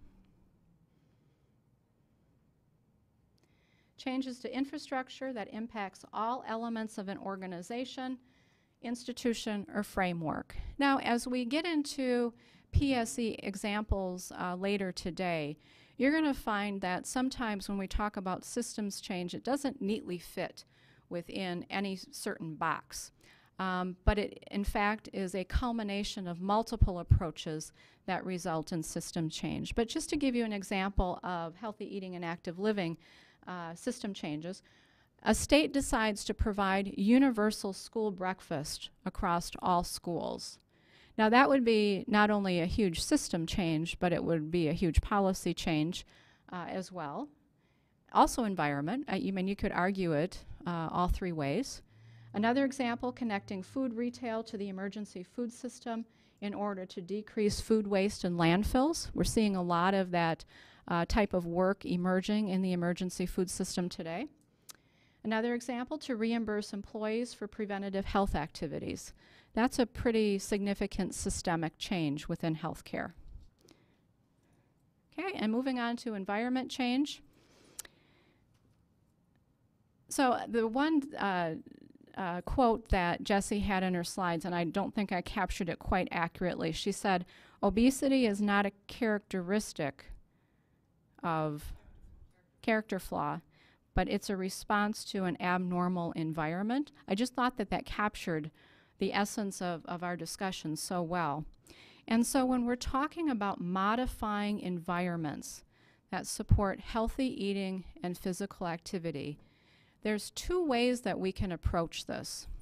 The first one is really looking at our built environment and how we can modify physical spaces and settings, whether it's within an organization, an institution, or in our public areas that support healthy eating and physical activity. And that's the one that I think, I know Community Transformation Grant and some of the other CDC grants have been nudging states to work in. But reflecting back on the model earlier that I shared with how food systems affect human health, environmental health, economic health, and social health, there is also a natural environment component to this discussion as well. And so the natural environment change is to change in landscapes in the ecosystem that impacts soil, water, energy, climate, and biodiversity. I'm not going to spend time on that because I think the first one is really the order of business for us today. But I wanted to present both perspectives because especially when you get more into food systems discussions, that natural environment relationship with the food system becomes even more and more important. So to give us some examples here of environmental change, assessing the walkability of neighborhoods and install sidewalks, curb cuts, crosswalks to make neighborhoods more walkable. Another one is making water fountains more available in schools and making sure that they're available to all students. Now, I've already had some dynamic conversations with some folks in this room about water, and I know it's a very complex issue, but these are just examples for the moment. And I realize that even the availability of clean water in schools is a challenge. Next one, to establish green and recreational space in new residential neighborhoods. I know in the Midwest, in which a lot of farm fields are being absorbed by new residential developments, and I don't know in Iowa why they're doing, well, I do know why they're doing it. It's for money, for economic gain. But to place houses literally 5 feet apart in Iowa doesn't make sense. We don't need to live that closely in Iowa, but the developers, of course, want to get the highest concentration in the smallest amount of land. And so they're taking out a lot of land from agriculture and they're growing houses. But they don't, the planning behind these new developments are not looking at health as a dimension. You know, they're only looking at it from an economic standpoint. So one of the initiatives within the Iowa Community Transformation Grant was to bring the Iowa Planning Association into these discussions. And when you talk about extending an invitation to another discipline, it takes some time to build that relationship. There's different languages being spoken for sure, especially with planners. But with nourishing those relationships and having interactions with planners, and even though the Community Transformation Grant was closed early, we have planners across the state who are now working with municipalities as well as regions in thinking about health, and especially physical activity and access to food, as dimensions when they're planning these new communities or doing any revitalization efforts. So that's just an example of how you wouldn't think about extending an invitation to the planning community to be part of public health, but when it comes to creating environmental change, they can be your biggest champion. And then the last couple examples, greater availability of healthy food choices in worksite cafeterias. I know this has been a long-standing challenge for so many places, whether it's worksite cafeterias or whether it's just having the availability to food. So many workplaces are now located in developments in which there isn't any food outlets at all in the area. And so what can you do to increase the availability within work sites? And then, of course, school gardening in California definitely has excelled in this area, is the installation of school gardens across the state. And we've got really great literature now supporting the benefits of school gardens, not just to knowledge of where fruits and vegetables may come from, but it's impacting healthy eating and other areas of academia within that school. Okay, so one message I want to make very clear when we talk about PSEs is that it's almost a yin and a yang. This isn't a proposal of an either-or approach. It's definitely an and both. And that when we look at the work that we do, the challenges that we have, ask the critical questions of how we can do business better, how can we be more impactful, we start to think along this continuum, okay? But it's in my opinion that when you go from that microscopic lens to that panoramic view with millions of details in that picture, that it's an all or nothing thing. You can't start down this road and say, well, I'm only going to do this policy piece. Okay? You've got to be willing to go all in and embrace the suite of approaches here.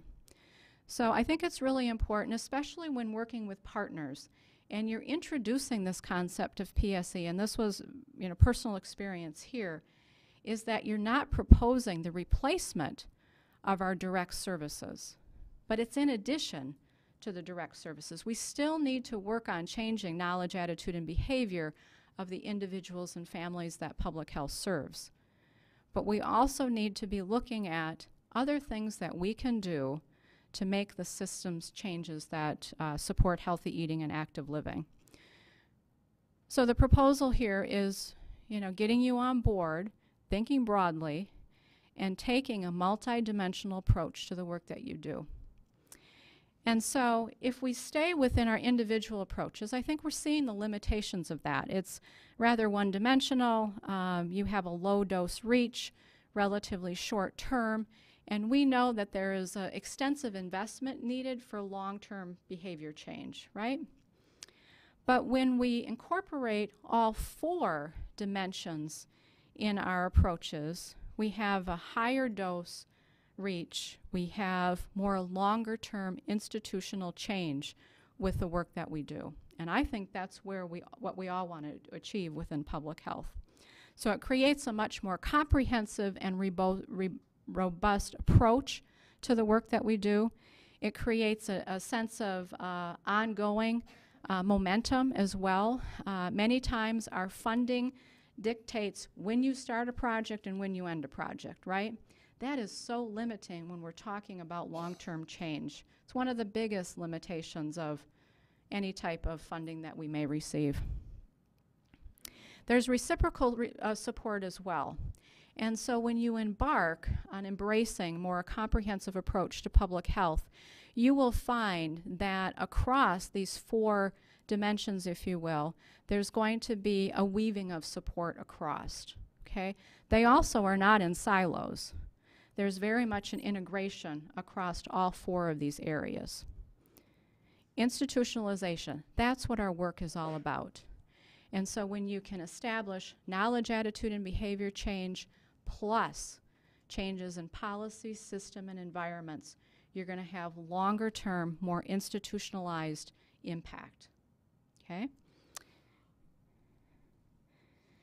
So I really believe that our efficacy can be so much greater, our impact can be so much greater if we start thinking about our service delivery in a much more comprehensive way. And I've honed on this quite a bit, but the key ingredient in what we are now framing and proposing to you today is the I plus PSE framework, is that it's all about the relationships. Okay? You can have a tremendous amount of knowledge in individual behavior change theory or systems theory, but it's all about the willingness to invest time in starting and nourishing relationships. And I know it's challenging. It's easy to resort to the argument, but my funding doesn't allow me to do that. And this is where I'm challenging all of you to put that aside and ask, well, what is possible? What should we be doing? What can we leverage in the way of partnerships and relationships that can start developing this comprehensive and more robust approach to public health? We can't emphasize enough the importance of interdisciplinary work. So as nutritionists, I can speak for myself, a little reluctant to either walk across the hall to environmental health and ask about water testing services in Iowa and what their data is about. I'm a little reluctant on perhaps scheduling a meeting with the school board chair to ask about their wellness committee, okay? But that's what it is. I mean, this work is primarily built on relationships.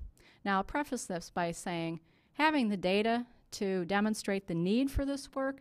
Of course, I know I have confidence that you all have that body of knowledge. But we need to establish, I think here is a great opportunity to create this community of practice, or I think what Dina is calling a community of learning. So we're all embarking on this together, which is really exciting. So, did I do a good sales pitch there? Okay. So, as a visual learner, I created this for you. So, coming from a little bit of a sustainable agriculture background, we always talked about 3 pillars of sustainable agriculture, and that's the social, the economic, and environmental impact. And for the last almost 15 years working in Iowa as a public health practitioner and a registered dietitian, I've always had to fight to get health at the table. Always had to fight to get health at the table. And so I created my own model many years ago. And that when we talk about the work that we do, it has to have the human health dimension, it's got to have the economic, social, and environmental dimension. And so what I'm proposing to you is thinking of this as a 4-legged stool, and the fact that we need to be addressing all 4 dimensions in tandem. We need to be, if you look at the rungs across the stool, it needs to be established and built on relationships and partnerships. And that's what I propose that we think of when we approach these new challenges of childhood obesity prevention and combating childhood obesity in this country. Okay, so not too much longer here, guys. Hang in there. And I promise these next slides I'm not going to spend a lot of time on, because Lorene and I are going to be running through more examples around this this afternoon. So, as I mentioned earlier, I like to test the waters a little bit, and I like to tailor things that I can use that best support the work that I do. So many years ago, I was working with the Prevention Institute on some, actually it was Healthy Communities work, and got introduced to the spectrum of prevention that Bill Cohen developed, I think it was back in the 80s. And originally this spectrum of prevention still was very much rooted in public health, but it was designed as a framework for tackling domestic violence, smoking cessation, and a couple of other public health preventative efforts. And for the last 5 or 6 years or so, I've been using this model as an approach to develop very robust public health interventions. And to me, it really coincided nicely with the policy system and environmental change approach that was being introduced to public health. And so this is kind of the basis for the framework that we're going to introduce to you here in a moment and use this afternoon. So we're proposing to you a new way of looking at things, and we're calling this the I plus PSE framework. And thank you for being guinea pigs on this. And I actually give credit to Jesse and for Lorene for nudging me in making some adaptations just for you in order to equip you with a tool that hopefully best meets your needs. So one of the first things that I did with this model is I changed the words on it. I created the words for the different levels to be a little bit more active in nature. And the second thing that I did is I flipped the model around. So the original PSE or the original spectrum of prevention model had public policy at the top. And so I just flipped the tiers around because I felt we needed to start from what we know. And this is where most of us are based. We have a good understanding, solid foundation of the interventions around strengthening individual knowledge and skills. The second item is to promote community education. The third level is to educate providers. The fourth one is to foster coalitions and networks. And then the fifth one is to change organizational practices.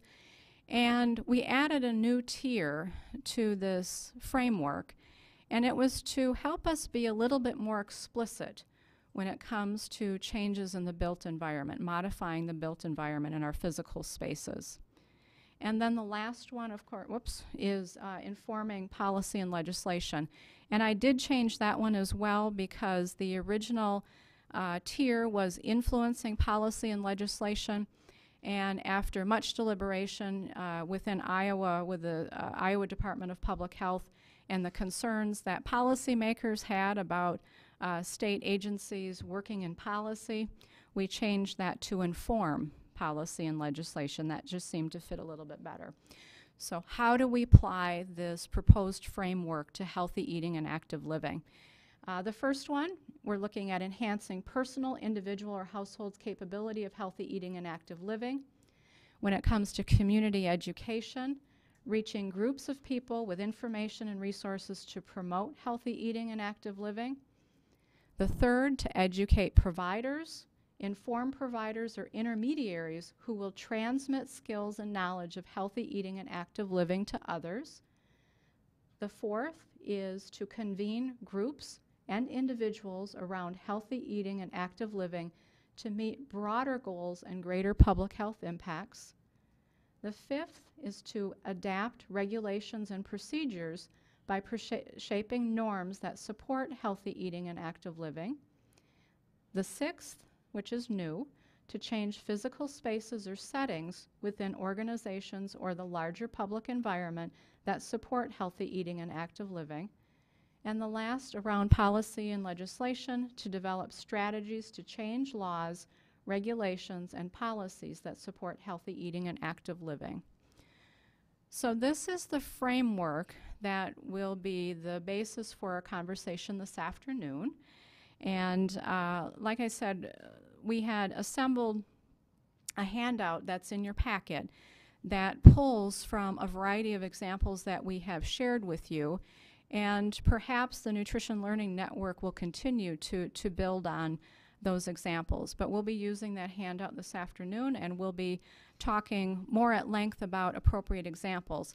And I'll preface that by saying that any idea is a good idea.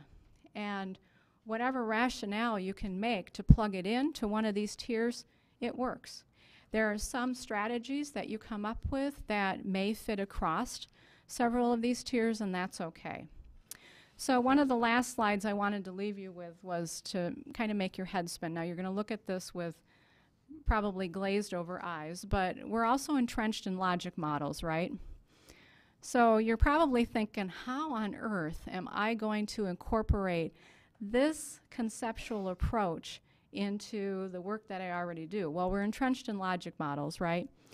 And so I did prepare just a visual that it does work. You can make this type of approach work within our traditional logic models that we develop for our programs and services. And maybe that's an activity down the road for this group. But so with that, I think I'm about done here. I wanted to leave you with a message from an individual who greatly influenced me and someone who I have a great deal of respect for. Had the opportunity of working with Dr. Karen DeSalvo in the development of the Dietary Guidelines for Americans for 2015. She was the acting assistant administrator secretary for the Department of Health and Human Services in the last administration. And she's written about system and environmental changes in the past, but I thought this quote was really apropos to our work today. She said, "This modern public health world that we are quickly moving into, one in which public health as the local governmental institution has a responsibility and an opportunity to lead our collective impact around improving the public's health. This is a multi-sectoral approach that takes the opportunity to address environmental systems and policy level change." So that is it for my remarks today. I promise we'll pick up this conversation again this afternoon, and maybe just one or two quick questions. See one in the back there. I'm going to grab the microphone.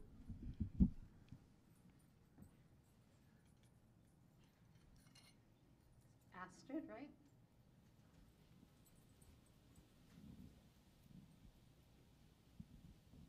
Hi, Angie. Thank you so much for your presentation. I was wondering if you could provide some advice for some of us students that are maybe completing our education or continuing on to higher education. I personally don't have a lot of background on public policy, but I know it's really important. Just what type of what advice would you give to us that are wanting to engage the right people, or maybe just have a stronger foundation or background content knowledge, because that's something that I haven't been able to. Sure, and just simply dipping your toe in. See, this one's not projecting my voice. Just simply dipping your toe in, right? So if you're I guess the easiest thing to start with is if you have not engaged in public policy, and that's the big P policy, is to get connected with the public policy folks within APHA. They have a very robust, they've got a great set of staff who guide advocacy and public policy on behalf of the organization. There are committees as well, but simply getting engaged with what APHA is doing around these issues, I think, is a good place to start. Locally, you could connect with your local chapters, your local affiliates within public health or nutrition, and see what they're doing on the legislative front, for example.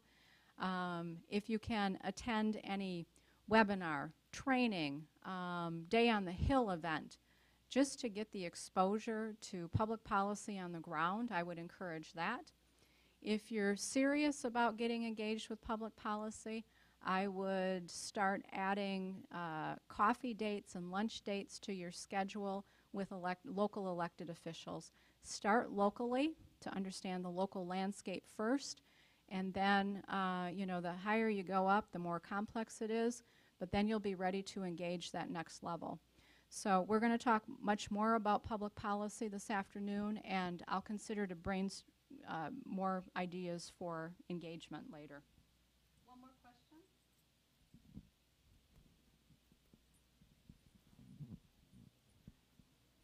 I'm sorry, Angie, this isn't really a question for you, but to build on what you said for the students. So the Association of State Public Health Nutritionists is a great organization that has student membership, and there is a very active advocacy policy committee that's a good way of dipping your toe. And then there was an unveiling of an awesome website, publichealthnutrition.org, which has lots of great tools, and ASPHN also sponsors great webinars and archives those. So I think it's an awesome resource for students. Wonderful. So let's thank Angie for now. We're going to have more time with her this afternoon. Jesse, do you have any comments right now that you want to add? No, just listening in. Okay, we're going to take a little break, and I mean little with a small L. Bio break. Also, please, we are organizing shuttles for you to get back to the airport. Some of you booked your flights not with us. We don't know when you're going back. So Sakura is going to put up 3 large Post-it notes in the hallway here. Please, everyone, just so we have everyone accounted for, write your name and when your return flight is. We'll organize and make sure you have shuttles for tomorrow. And yeah, we'll come back in like 8 minutes, okay? 11 o'clock.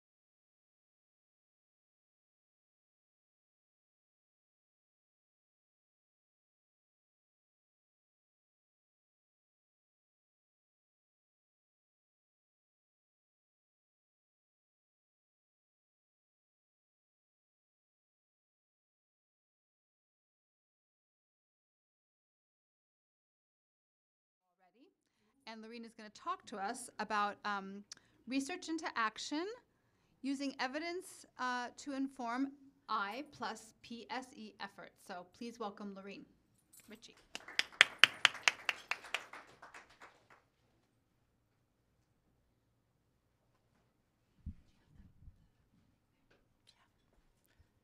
Hello again. Welcome back. So Dina asked me to tell you something that you don't know about me. I'm very soft-spoken. That's what you don't know about me? Let's see, something that you don't know about me. Well, let me tell you this. We've been asked to share a little bit with the students about how we got to where we are now in our careers. And I'm not going to tell you the whole story, but I will just say that I started out as a basic scientist. So you can ask me more questions about how I got from being a biochemist in a lab, doing HPLC and rat models and mice models and monkey models, to working in large communities with public health. It's a fun story. All right, so launching into the next set of conversations we want to have about I plus PSE work. And let me just ask, am I okay on the volume since I...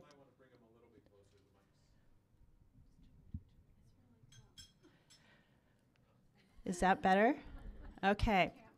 Yeah, I can't move and I can't stand because the thing is in front of you. Yeah, it's good flexibility practice here.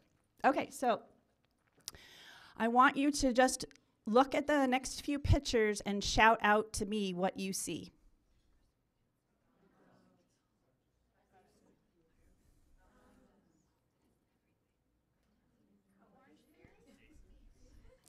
Orange theory? Okay, any other ideas? Colorado? Shout them out. California. Okay, so isn't it interesting that you knew the first three? I don't think, is there anyone in the room who didn't know these first three? And there's no one in this room who knows what this is. No, it's the California Almond Board. Okay, what about this one? California Apple Commission. All right, so the point of that exercise was to demonstrate to you the power of the I plus PSE. And the power of I plus PSE, although I'm sure the food industry hasn't probably used those words, they have used those concepts to influence what we eat. And they've had a powerful effect. So nobody did a randomized controlled trial, nobody measured it in real time to show the effects of those powerful forces, but they have definitely impacted us. So I have a few more questions for you. You get to shout out the answers. How much food marketing is for healthy foods in the United States? Is it 100%? I know you know that's not the right answer. Is it 70%? Is it 10%? Is it 1%? It is 1%. How many ads does a child need to see before he has a need to request or want that product? 1,000 times? It is one time. Okay, here's a trickier question. So what is the amount of nutrition education kids get in school versus the amount of, I'm going to call it education or promotion, that kids receive for mostly unhealthy items? So I've got hints for you. There's a 5 and a 2. Anybody want to guess?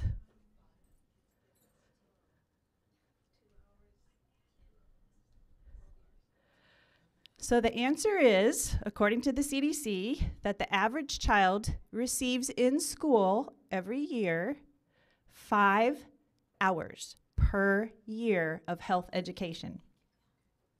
That includes nutrition, but a lot of other things. In contrast, the average child hears 2 hours per week of information about mostly unhealthy foods. If we wanted to quantify this in terms of money spent on health promotion versus unhealthy promotion, and I'd put up $1 to represent just what the fast food industry spends on promoting their foods, which are getting a little bit better, but you know they're mostly not what we want people to eat more of. Just the fast food industry, so I'm not talking about other restaurants and other food industry expenditures. If that were $1 in the US spent, how much do you think the US government, which is the major funder of nutrition education, how much do you think the US government spends? So just shout out some numbers for me. Is it 50 cents or is it $25? It's not enough. That's a good answer. 10 cents, I heard? It is 1/10 of 1 cent. That's what the total US government spends on nutrition education versus just the fast food industry in a year. So they know that this I plus PSE works. It's now up to us to transform that I plus PSE to do good. So some more examples, and thank you, Jesse, for covering all this. I talked about the promotion and the education, the I part, or the community promotion health part of the IPSE model, but now I want to talk about the environment model, and you know food is everywhere. Here's another illustration of some of the information that Jesse talked about. So when you're working with your low-income WIC families or other low-income families, and they say, well, I have 4 kids to feed, and I'm on SNAP, which doesn't cover even close to what the thrifty food basket would need me to spend, and they don't use those words, but I'm putting those words in their mouth. What's the most logical decision for a low-income mother to do when she has 4 hungry kids at home? Should she spend her $1 on 170 calories of fruits and vegetables? If you were in her shoes, what would you do? Or would you spend that $1 on the bag of chips or the soda? As a child of a single mom who struggled to put food on our table for my sister and me, I know what my mom chose to do, and it wasn't always the fruits and vegetables. Because hungry kids are a force to reckon with, and there's nothing worse for a parent than trying to deal with depriving a child of something very basic like food. So you see what we're up against. And the food that we have commonly available to us is designed for maximum appeal, highly advertised, minimal cost. All the PSE elements that we want to incorporate into our work, they have incorporated into the food that we have in our environment. And then this is straight from the slide that Jesse showed. I asked my mom at Easter last week, how many times as a kid did we go to McDonald's? Because I couldn't remember ever going except for once. And she said, well, you know, being a working mom, all of my friends, she worked at the Department of Motor Vehicles as one of those harried clerks that takes your money for you in order to give you your driver's license and your registration. She said, all my friends that worked with me all went to a fast food place on the way home many nights because we needed to get home, feed the kids, get their homework done, get the laundry done, do the housework, da-da-da-da-da-da. And a lot of them were single moms like my mom. But somehow she managed to only take us to McDonald's twice. I don't know how she did that because I took my own kids, even though my financial means were much different than hers, many more times than that. But when she did take us, that was the hamburger that we were ordering, that little tiny 333 calorie hamburger. And now when I take my kids, who are now grown up, but when I did take them, now they see that much bigger hamburger.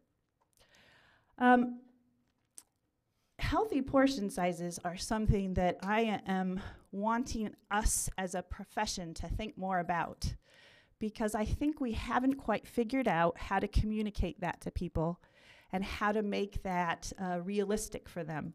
So when I show you this plate for an adult, that is what, according to the dietary guidelines, a dinner portion size should look like. And I bet to all of you it looks a little skimpy, doesn't it? Well, imagine what a parent thinks when you show them these pictures. That's a big difference, and it's very few parents who realize that those portion sizes are actually appropriate for young children.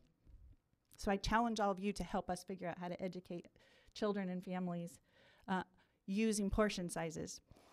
What I would next want to launch into after I've shown you the unofficial confirmation that PSE plus I works because of the food industry's practices, changing our informational environment and changing our physical environment and changing our retail environment to influence all of us to eat in a certain way.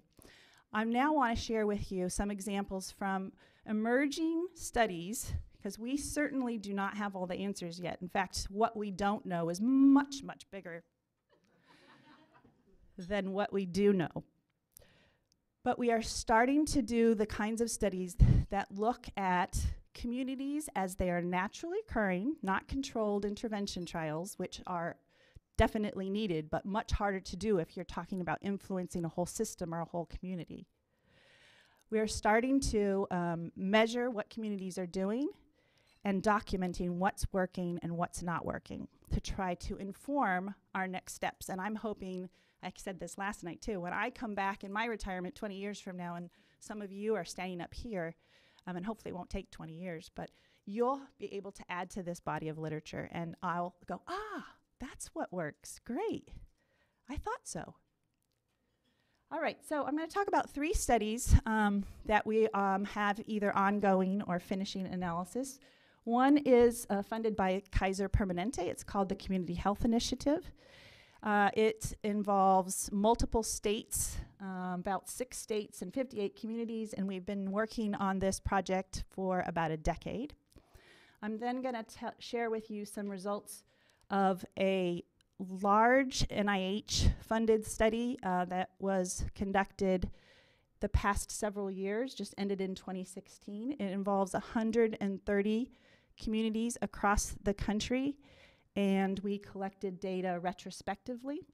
And then I'm going to share with you the results of a smaller study in California where we studied 60 communities and looked at retrospective data collected over 2014 to 2017. Let me just say, in case you are interested in more information about these studies, because I don't have a lot of time to go into them, I have on my last slide provided you with references.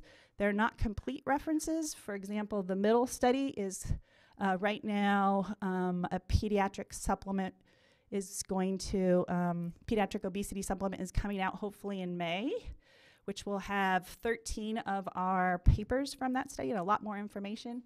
And we have a paper on the last study that's being reviewed right now. So hopefully I'll be even able to add more to that in the coming months. While these research questions aren't exactly what we asked for all 3 studies, basically we wanted to know what are the trends. What are communities doing naturally? What are all the people like yourselves out in communities doing in the realm of I plus PSE work? How are these efforts impacting child nutrition, physical activity, and weight? And then finally, what can we learn from these emerging studies to inform what we do next to continue our learning and building? Okay, so I'm going to start with the Community Health Initiative, and as I mentioned, it was took place in 6 states, mostly in the western region, but a few on the East Coast, in 58 different sites. And this Kaiser-funded work started out by recognizing that communities were doing a ton of things with a lot of disjointed activities happening by a bunch of different groups. But they weren't necessarily coordinated, and they weren't necessarily focusing in on some of the same outcomes. So we know that obesity is complicated. It's like a plate of spaghetti with multiple influences and multiple interconnections. But if we have limited resources, how can we work collaboratively and collectively to focus that work to achieve some impacts? And that was what this Community Health Initiative tried to do. Am I not talking too loudly? Oh, okay. I'm really sensitive to the evil eye now. Okay, so the first thing our team did was work to try to bring all the partners together in a collective impact model and understand what they were doing separately, and then try to get them to work together on a few things, a few focus areas. And for this particular project, they focused a lot on sugary drinks, parks and walking, and then schools. They documented the strategies that all the community efforts were undertaken in order to get at a concept of dose, which Angie mentioned to you, but I'm going to walk you through a little bit in more detail in a minute. We did interviews, online surveys, youth surveys, collected BMI data from FitnessGram data, which we have in many of our states.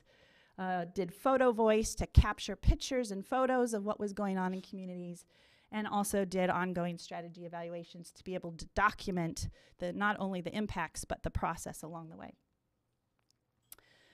So this concept of population dose was brought to the communities at the very beginning to try to help them think not only about narrowing their focus, but also for every activity that they were doing to try to maximize the population dose. And we call it population dose as opposed to the dose like you'd think of a medicine, because it's not actually a medicine, but it's a dose of effort. And the way we conceptualized that population dose was that you would get a higher dose if you had a higher reach, meaning more of the population was touched by your efforts. And the strength of those efforts and the duration and the sustainability of those efforts was stronger. So an example of a low reach program might be, and I'll give you some next. A low reach program might be, in this particular school, recess coaches were trained and hired. That didn't reach all the kids because not all of the recess coaches got that training. But it was a fairly strong intervention in that in the literature, when we went back and looked at recess and its impact on physical activity, we could see some fairly strong support for that if you were able to get kids moving and being more active during recess, that would increase their physical activity level. So that's where that 4.2% came from. And if you multiply the reach by the strength, then you get an estimate of dose. So let me give you another example. New playground equipment at a school, that would reach 100% or nearly 100%, assuming all of the kids use the playground equipment. And in the literature, it was found to be associated with a modest increase in physical activity among those kids that used the playground equipment.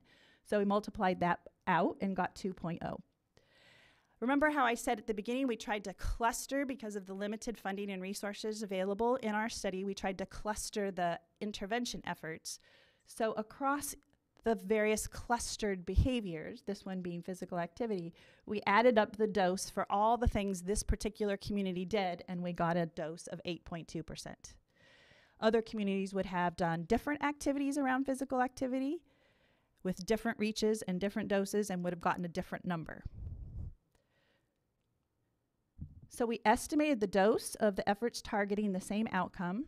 Then we measured the change in the outcome, and we tried to see if this concept makes sense.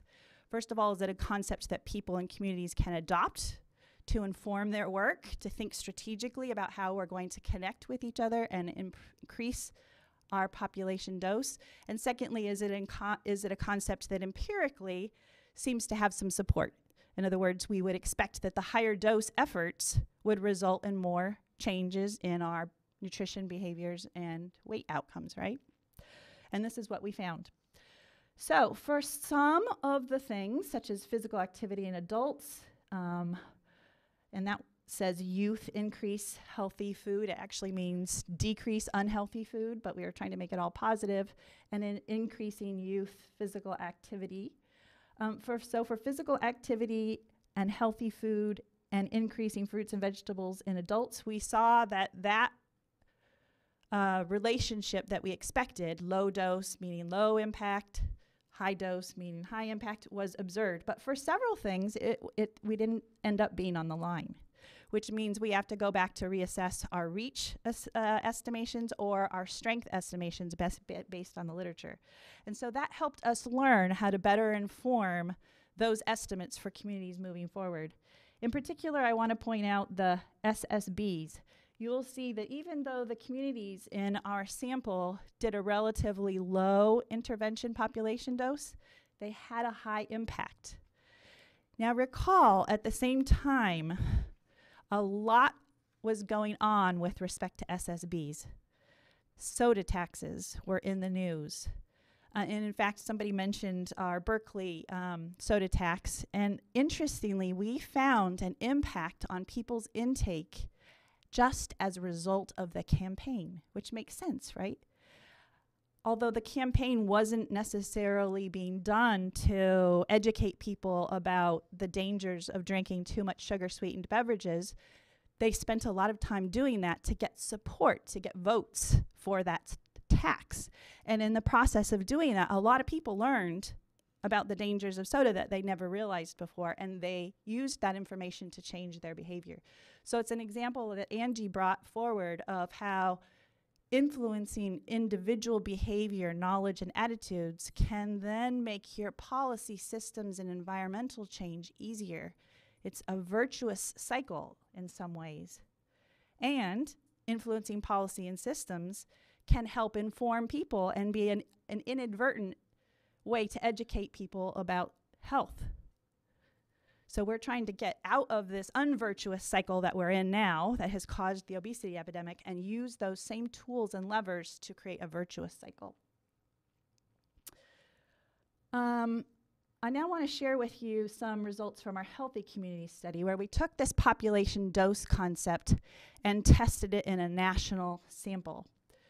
130 communities across the United States, over 5,000 children. We did interviews, surveys, and observations and document review with key informants in each community. So in each of those 130 communities, we talked to an average of 12 different key informants who knew about all the community efforts that were going on. Now, I'm not talking about big P here, because all the big Ps, like changes in WIC and changes in the school foods, those happened across all the communities, but we are interviewing them about what, on top of that, their individual communities were doing. We visited all 5,000 households to collect information from the parents and the children on their environment and their nutrition and physical activity, and we measured their height and weight and their waist circumference. We also abstracted for, I think it turned out to be about 3/4 of the sample that would give us permission to go back to their doctors and for the past 10 years abstract their weight and heights from medical records. So we had a 10-year trajectory of the children's height and weight, and we had a 10-year trajectory as reported by key informants of what had been going on in their communities.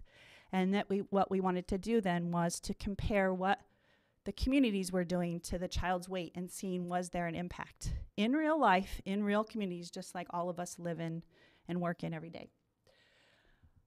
So I explained quite a bit about that population dose concept. We changed it just a little bit because you can imagine that in that smaller Kaiser study that I talked about, to go to the literature and review the strength for each intervention in a systematic way takes a huge amount of time, and we didn't have the time to do that on all. I think there were 9,000, almost 10,000 different community programs and policies that we documented in these 130 communities over 10 years. We would all be dead before we ever got all the strength measures if we were going to do that form. So we did a modification of it. We did reach, so we asked the key informants how many people in the population did each of your efforts estimate for us in categories, how many people it reached. We asked how long the intervention was. So was it a class that happened once or a health fair that happened a couple times a year, or was it a policy that had been implemented, hadn't been in place for 5 years? And then we asked about the behavioral strategy, getting back to some of the lessons you've already learned from Angie. So was it something that modified just information and gave people information, or was it a policy systems and environmental change? And we rated just providing information as having a lower score than creating a sustainable environmental change.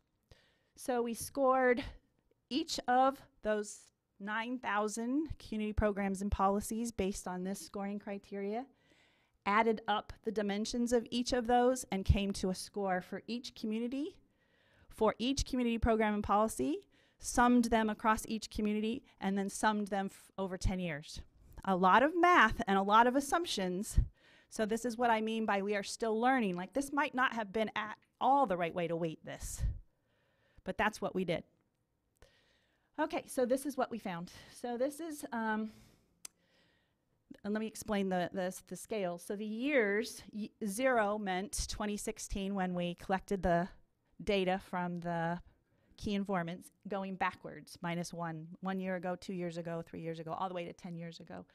And then the mean intensity score is on the y-axis. And you can see that over these 10 years, and this made us feel pretty good because we anticipated that we'd see an increase, right?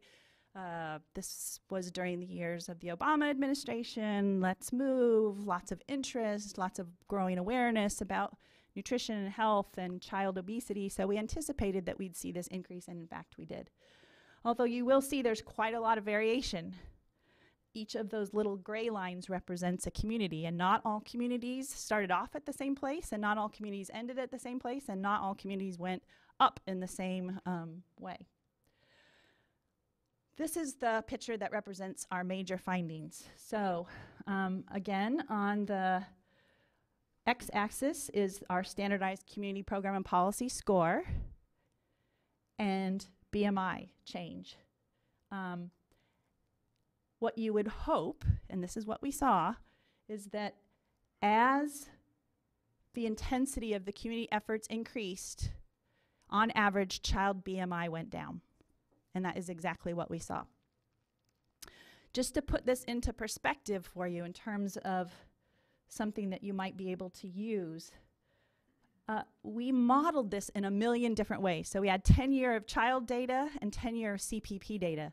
Is it the community programs and policies people are doing right today that impact what the BMI is today? Or is it what they did 10 years ago in BMI today? Or is it what they did 10 years ago and 10 years of BMI change? You know, where do you see the biggest bang for your buck, or where are you seeing the biggest relationship? And what we found was the temporal relationship, and not that this was the only one that was significant, but the one that was associated with the largest trend in this slide was that you had to have we looked at community programs and policies 2 years prior in relationship to BMI duration for 2 years.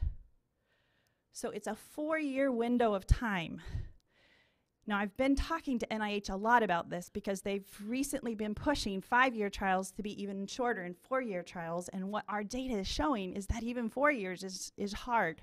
In other words, you need to, mostly when we get a 5-year NIH grant to do an intervention, we spend the first year getting IRB approval and putting tools together. We might be in the field in the second year with all our partners ready to go. Then there's intervention problems, and we scale it up and refine it, and then maybe by the 3rd year we're finally kind of in the groove, and the study is over. We have to collect our follow-up data, and then we have a year to publish our findings. So we aren't really giving ourselves enough time in these trials, and I think it behooves all of us to push NIH to think about funding longer-term efforts so that we can start to do some randomized controlled trials based on some of the things that we're learning from naturalistic studies. Oh, somehow I changed that without realizing. Okay, so this is my other key takeaway. Unfortunately, we did not find the same level of impact in all communities. The good news is we didn't see differences by rural and urban. We didn't see differences by region because we looked at region of the country. We didn't see differences even by socioeconomic status of the community, but we did see differences by racial, ethnic composition of the community. So those communities that were mostly minority communities, African American or Hispanic, it's the same a direction of the change, but the magnitude was much lower and non-significant. So in other words, where we derived most of the significance in our relationship was the predominantly white communities. So that tells us that we have a lot to learn about how to tweak what's working in some communities to make it culturally and relevant to other communities. And that's something I hope you all will work on. So I want to share with you some of the findings on nutrition. So we didn't have 10 years of nutrition. We had nutrition at this day when we went to the household visit. So it's not as powerful, but we do have data. And because we knew that we didn't have as rich of information on nutrition, we wanted to look at characterizing the community programs and policies in a couple of different ways. So one way we did it was the same dose way that I just showed you for the BMI. We also looked at that I plus PSE concept. So if I have communities that are incorporating the information, changing the cultural norms with changing the environment and the policy and systems, is that better than if I'm just focusing on one or two of those components across the spectrum of prevention? And then finally, and this is a concept we struggle with a lot. I just told you in our Kaiser study with limited resources, we said focus on just a few behaviors. We don't have the resources to do a good job with everything. But is that the right message? Knowing how complicated the child obesity model is, with all those arrows and the spaghetti and the meatballs, and they're all interacting, and all the multiple influences, should we just be focusing on soda, or should we, to really impact obesity, do we need to focus on a lot of behaviors? So we wanted to empirically test that. So this is what we found, and this is interesting. So we didn't find that one way of characterizing the community programs and policies was associated with impacts on all outcomes, and that different outcomes were affected by different things.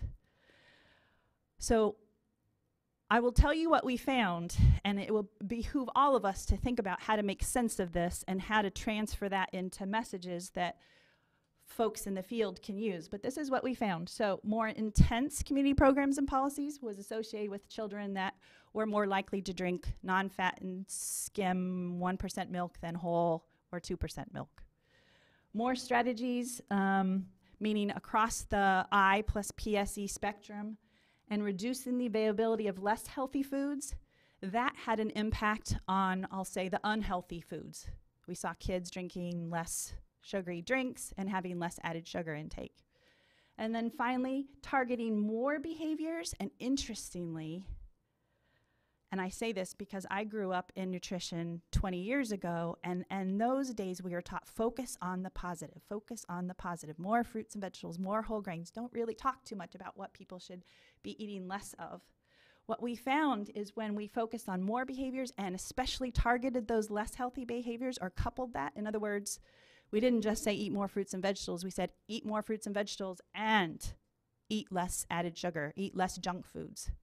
When those in a community were more comprehensively covered as opposed to one end or the other, we saw more increase in fruit and vegetable intake. So you see why this is a little confusing, and I'm hoping you can help us think about how to package this in a useful way. Okay, the third study I want to share with you is one that we did in California.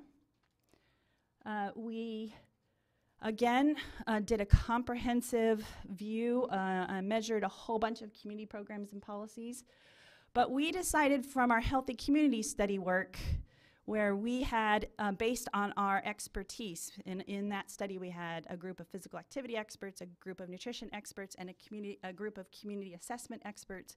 We collectively decided how to calculate those scores, like the community program and policy intensity score, based on our expertise in the literature. But in this study we said, oh, although we thought we did the best that we could with the information that we had, what if we didn't score things in any way? We let the data tell us what's rising to the top. And that's what we tried to do in this last study. So we did a purposeful and weighted random sampling. Oh, geez. So by that I mean we got fitnessgram data from all middle schools in California, selected out those that had at least 50% free or reduced price meals. So we wanted this to be, on the lower income side of the scale in our sample. And then we modeled their trajectory of BMI in their cross-sectional samples over 10 years and looked at which ones are going in the right direction, meaning going down, versus which ones are, as you would expect from the obesity slides that Jesse shared with you, are going to be going up over those 10 years. And then of those schools that were going down, we picked 30. And of those schools that remained, we did a weighted sample so that more of the sample were ones that were going up, but anybody could be in the sample, any of the schools in California. So that's how we got our 60. And the reason we did that is because we wanted to make sure we didn't just by chance pick 60 schools where they weren't doing a lot and all of the BMIs were going up, and then at the end of our study we wouldn't have any ability to detect results. We again interviewed multiple key informants in each community. We did observations on schools. We used BMI data from the California State Fitnessgram data, and then we also used some GIS data to look at the food environment and the physical activity environment, thanks to Barbara, around those schools. And now you know why I can't explain this very well. So because I was trained, got my PhD in basic science and had to learn about t-tests because my maximum sample size was 10 rats or 20 rats, and I never had to control for anything. I am not an epidemiologist, so I'm going to read this because that is the best way for me to explain it. But our statisticians at Berkeley used a technique that's not widely used.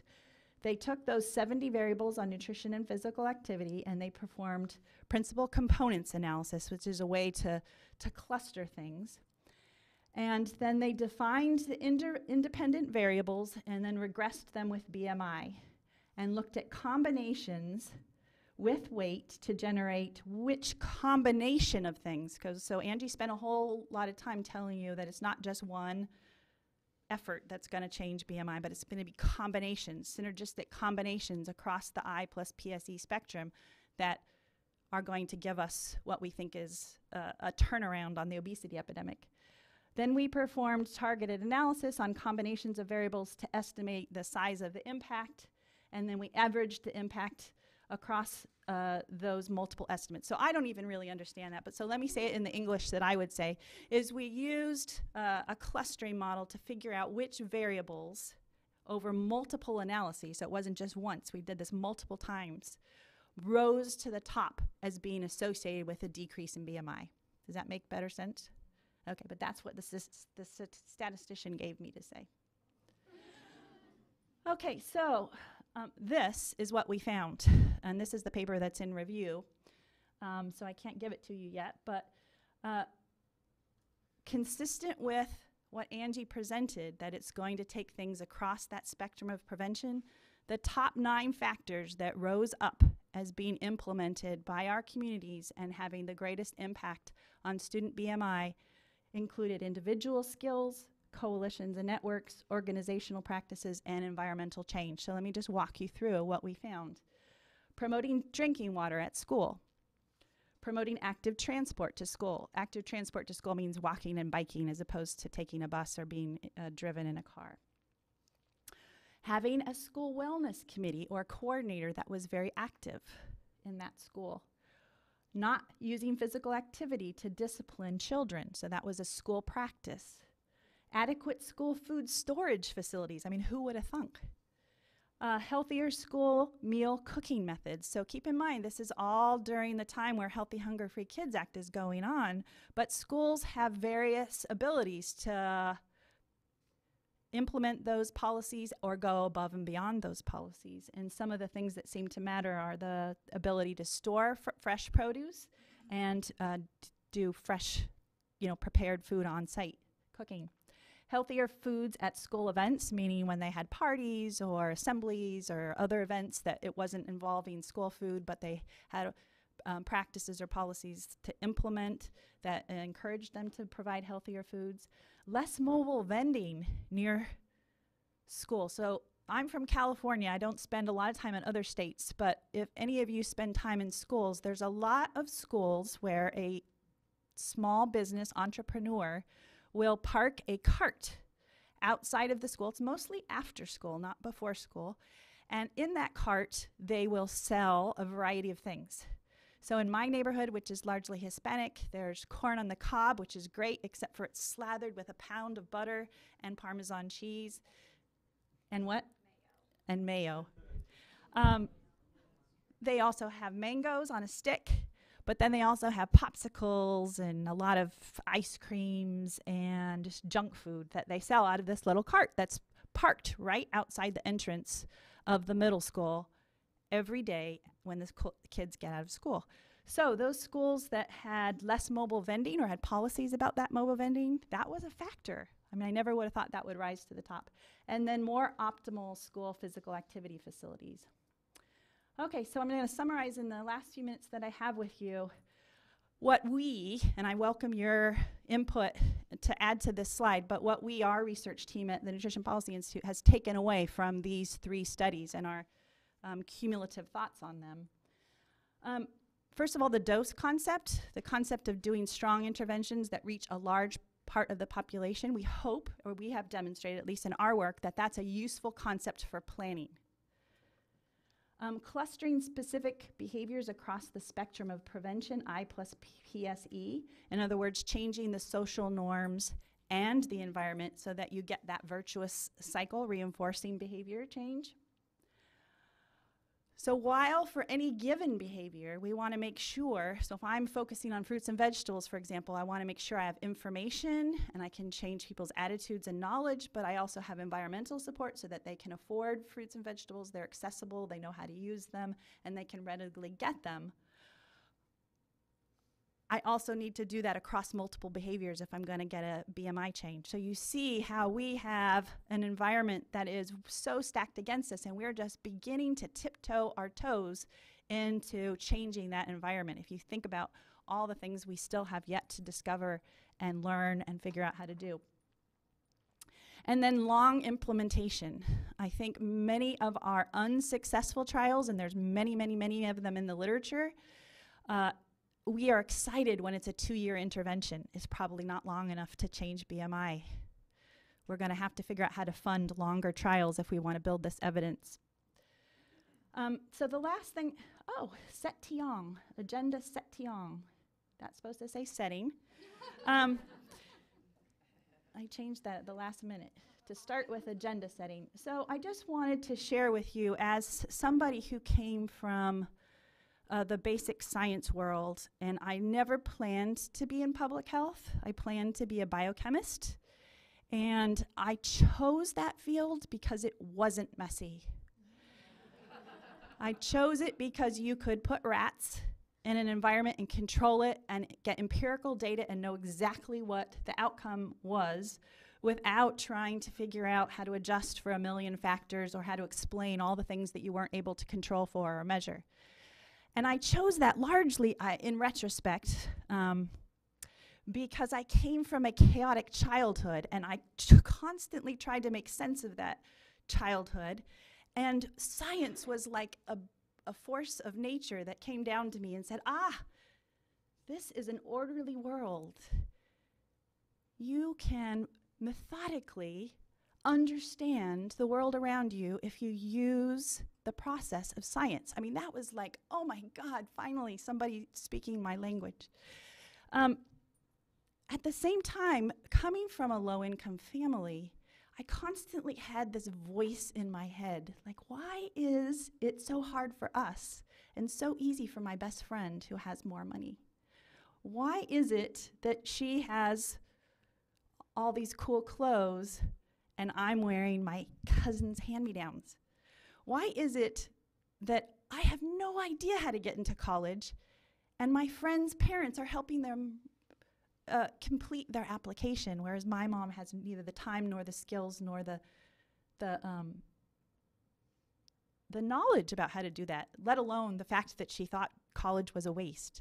So there are inequities that we all know about, and we've all seen that picture of what's equality when everybody has an ability to reach up into the tree and get the apple versus equity where the stool sizes are different depending on where you started from. So I constantly had that voice in my head, even though I was doing basic research of, oh, I'd really like to fix the world or at least make it a little bit better. And so by happenstance, I, at Berkeley, got asked to write a grant for somebody who was in public health. And I said to myself, well, I've never written a public health grant. I don't even really know what public health is. But I'll try, and I'll see if it works. And the funny thing is it didn't. The grant was not funded. But as a result of that experience, the mentor, who was Dr. Pat Crawford, who if I talk too much about her, I'll cry, she told me afterwards that when I interviewed for a part-time researcher job with her as a mother of 3 young children, that it was the absolute worst interview that she had ever heard anyone give. She said, do you know how to write a grant? I said, I have no idea. Do you know what public health is? I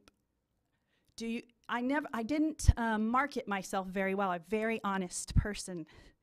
But somehow, I'm not quite sure what, maybe it was pity. She took pity upon me, I'm sure that's what it was.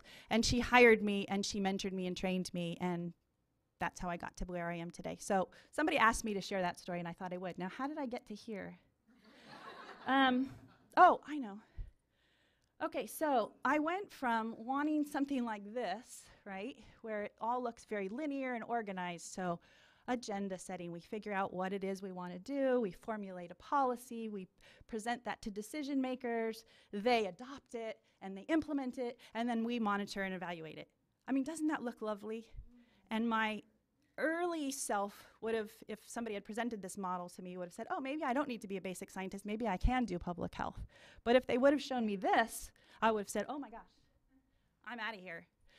But I want to challenge us to think of this diagram and its messiness not as a challenge, but as an opportunity, because I have learned that there is so much strength in those networks. There's so much reinforcement. There's so much opportunity to change that you, because you're in your little lab or in your little sphere of work, aren't even thinking about because somebody else is doing something completely different.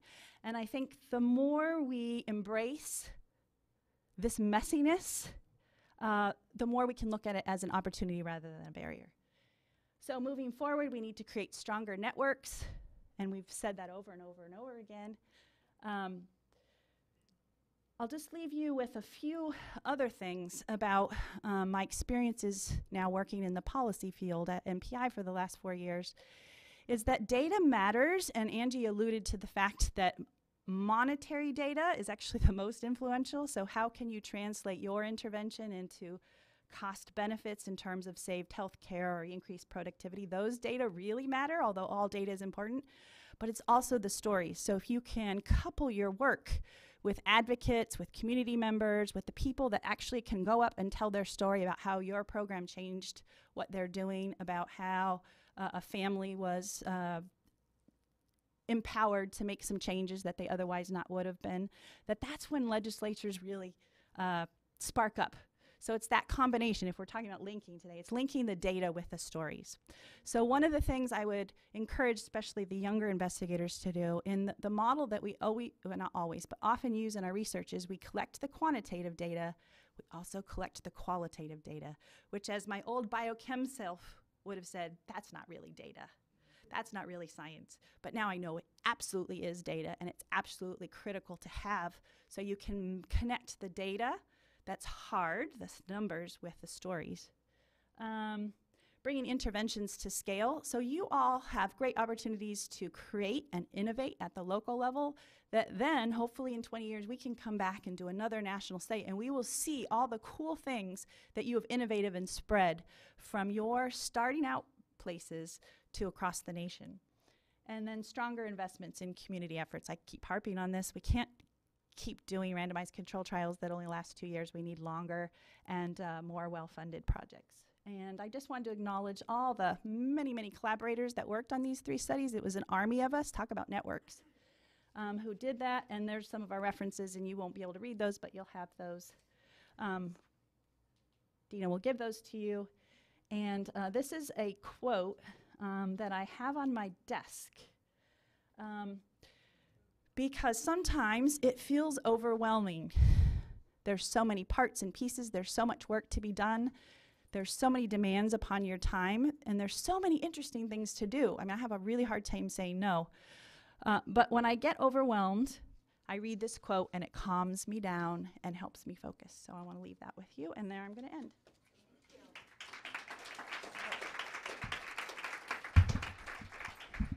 So, Dina, do we have time for questions? Okay, we have. I'm standing between you and lunch, but I think we have time for a few questions. Well, and we can also have questions at lunch, too. We can continue the conversation. So let's pick up some questions now and continue.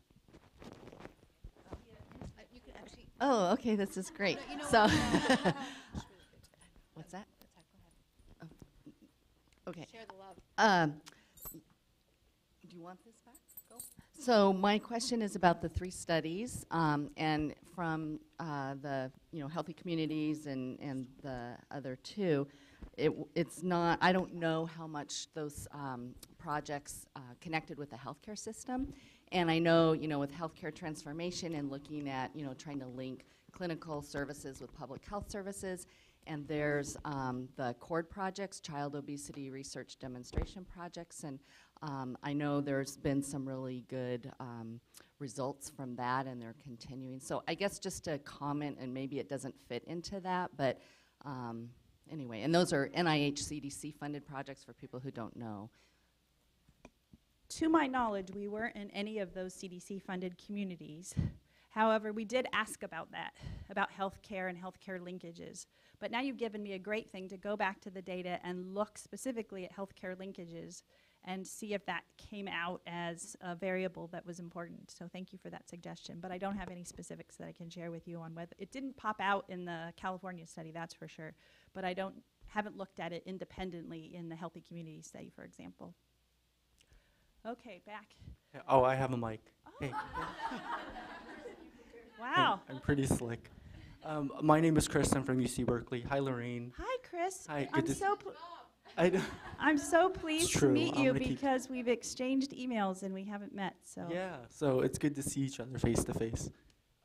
So I have a follow-up question about the Healthy Community Study, the example 2 that you showed.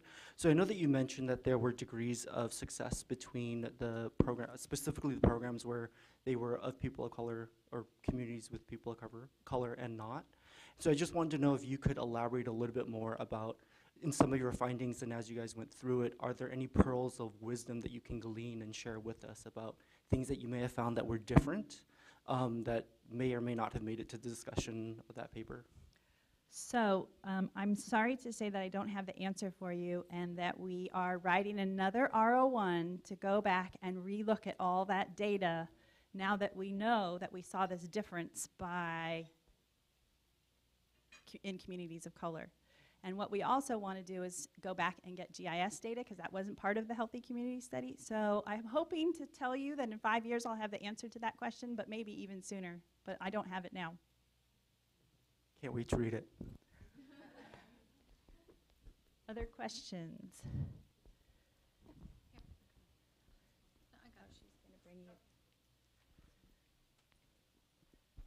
And you don't have to ask me about my past because I probably spent way too much.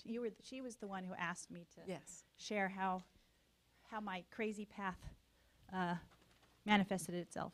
So maybe this is a good one to continue over lunch too, but I just wanted, since we have Angie and Lorraine and Barbara and Dina in the room, and because we have so many students, but we also have a lot of people like myself who mentor students, I wanted you just to talk a little bit about how your career path evolved. What sort of education did you get? How did you select a career mentor?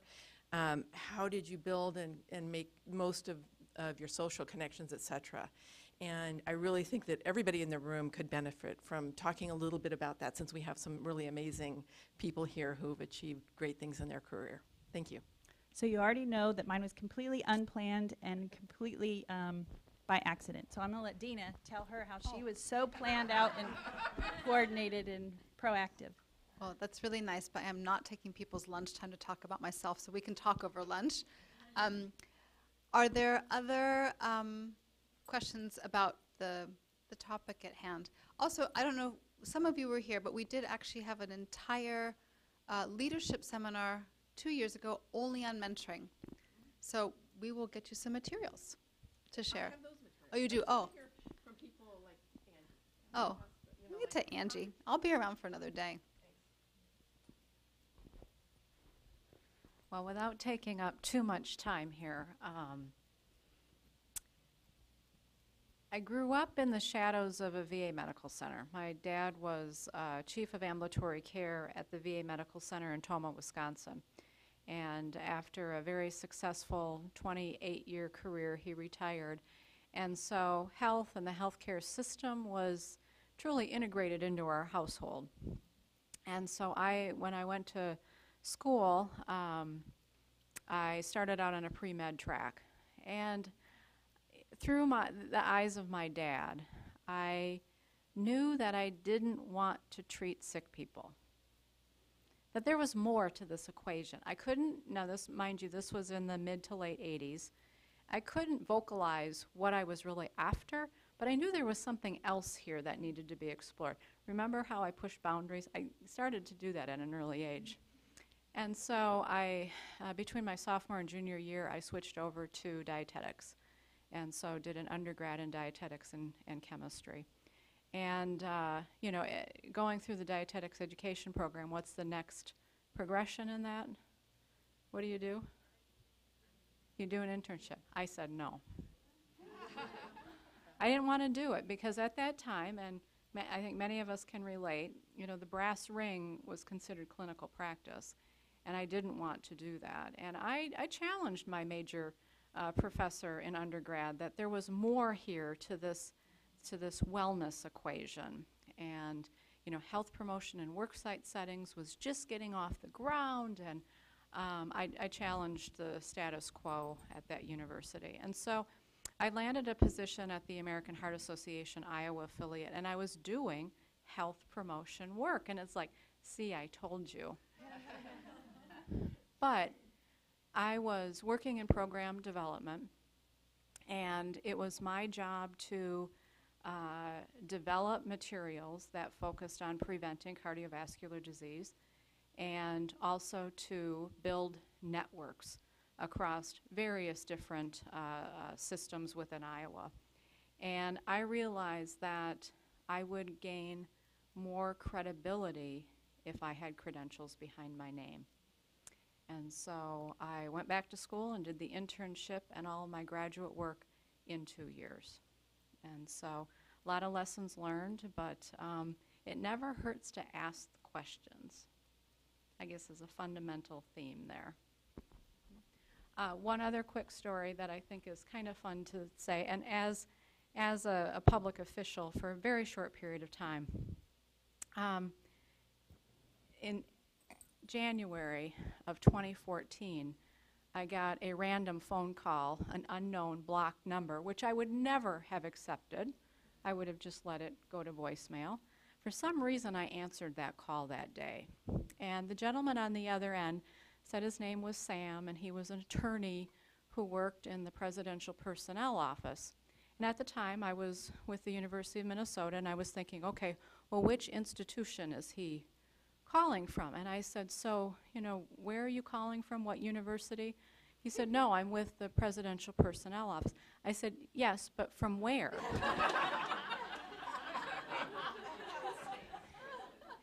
And he said, well, Miss Tagto, I'm calling from the White House. And I didn't believe him. I did not believe him. And it was a very embarrassing first 5 minutes because he had to convince me that he really, truly was calling from the White House. And it was a very overwhelming experience from that call to 6 months later being invited to join the administration. And those of you who heard some of the challenges with the rollout of the 2015 dietary guidelines, I have to say it truly was an honor to serve in that administration, in that post, and had some once-in-a-lifetime opportunities that truly shape what I'm doing today. And I realize that I have opportunity to really work harder, focus better, and to leverage the networks and relationships that have been built over the years. And so don't ever say no. And I did say no to the invitation too, by the way, because I don't have a terminal degree like many of the folks in this room, and that often becomes a limitation. And with that particular position, I recognize the need to have appropriate credentials, to have the academic pedigree to really support the objectives of the agency. And so I said no, because I didn't think that I was equipped to be able to do the job. And lo and behold, after an almost 6-month vetting process, so FBI knows more about me than I know about myself, they officially extended an invitation to me. And I have to say, I had the privilege of working with some amazing people. And so I know Lorene has interacted with the staff that I had in my agency, truly some phenomenal people working in federal space. So if you ever have an opportunity to, again, network and engage with the people who are on the ground doing this work, I would encourage you to do it. So 2 little snippets there. That's fine, Mr. Turner. All right, so let's continue sharing stories over lunch. Let's see what I need to tell you. So lunch is in the restaurant downstairs. So I'm going to give you directions. So you go downstairs. It's actually kind of across the entrance of the hotel, and it's on the ground floor, going that direction. If you open the window, it's like right out there.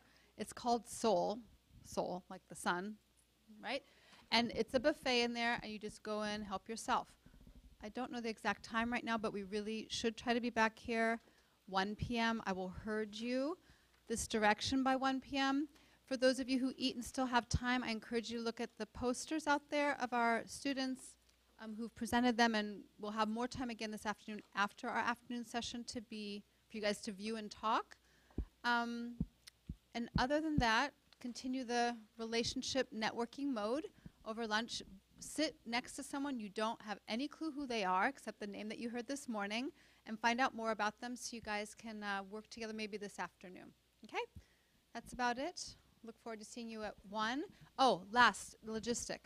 You may leave your things here in the room. We will lock the room, but the room will be locked, so take anything you need with you so that you can do whatever you need to do with it during lunch. Okay? Thanks. See you at 1.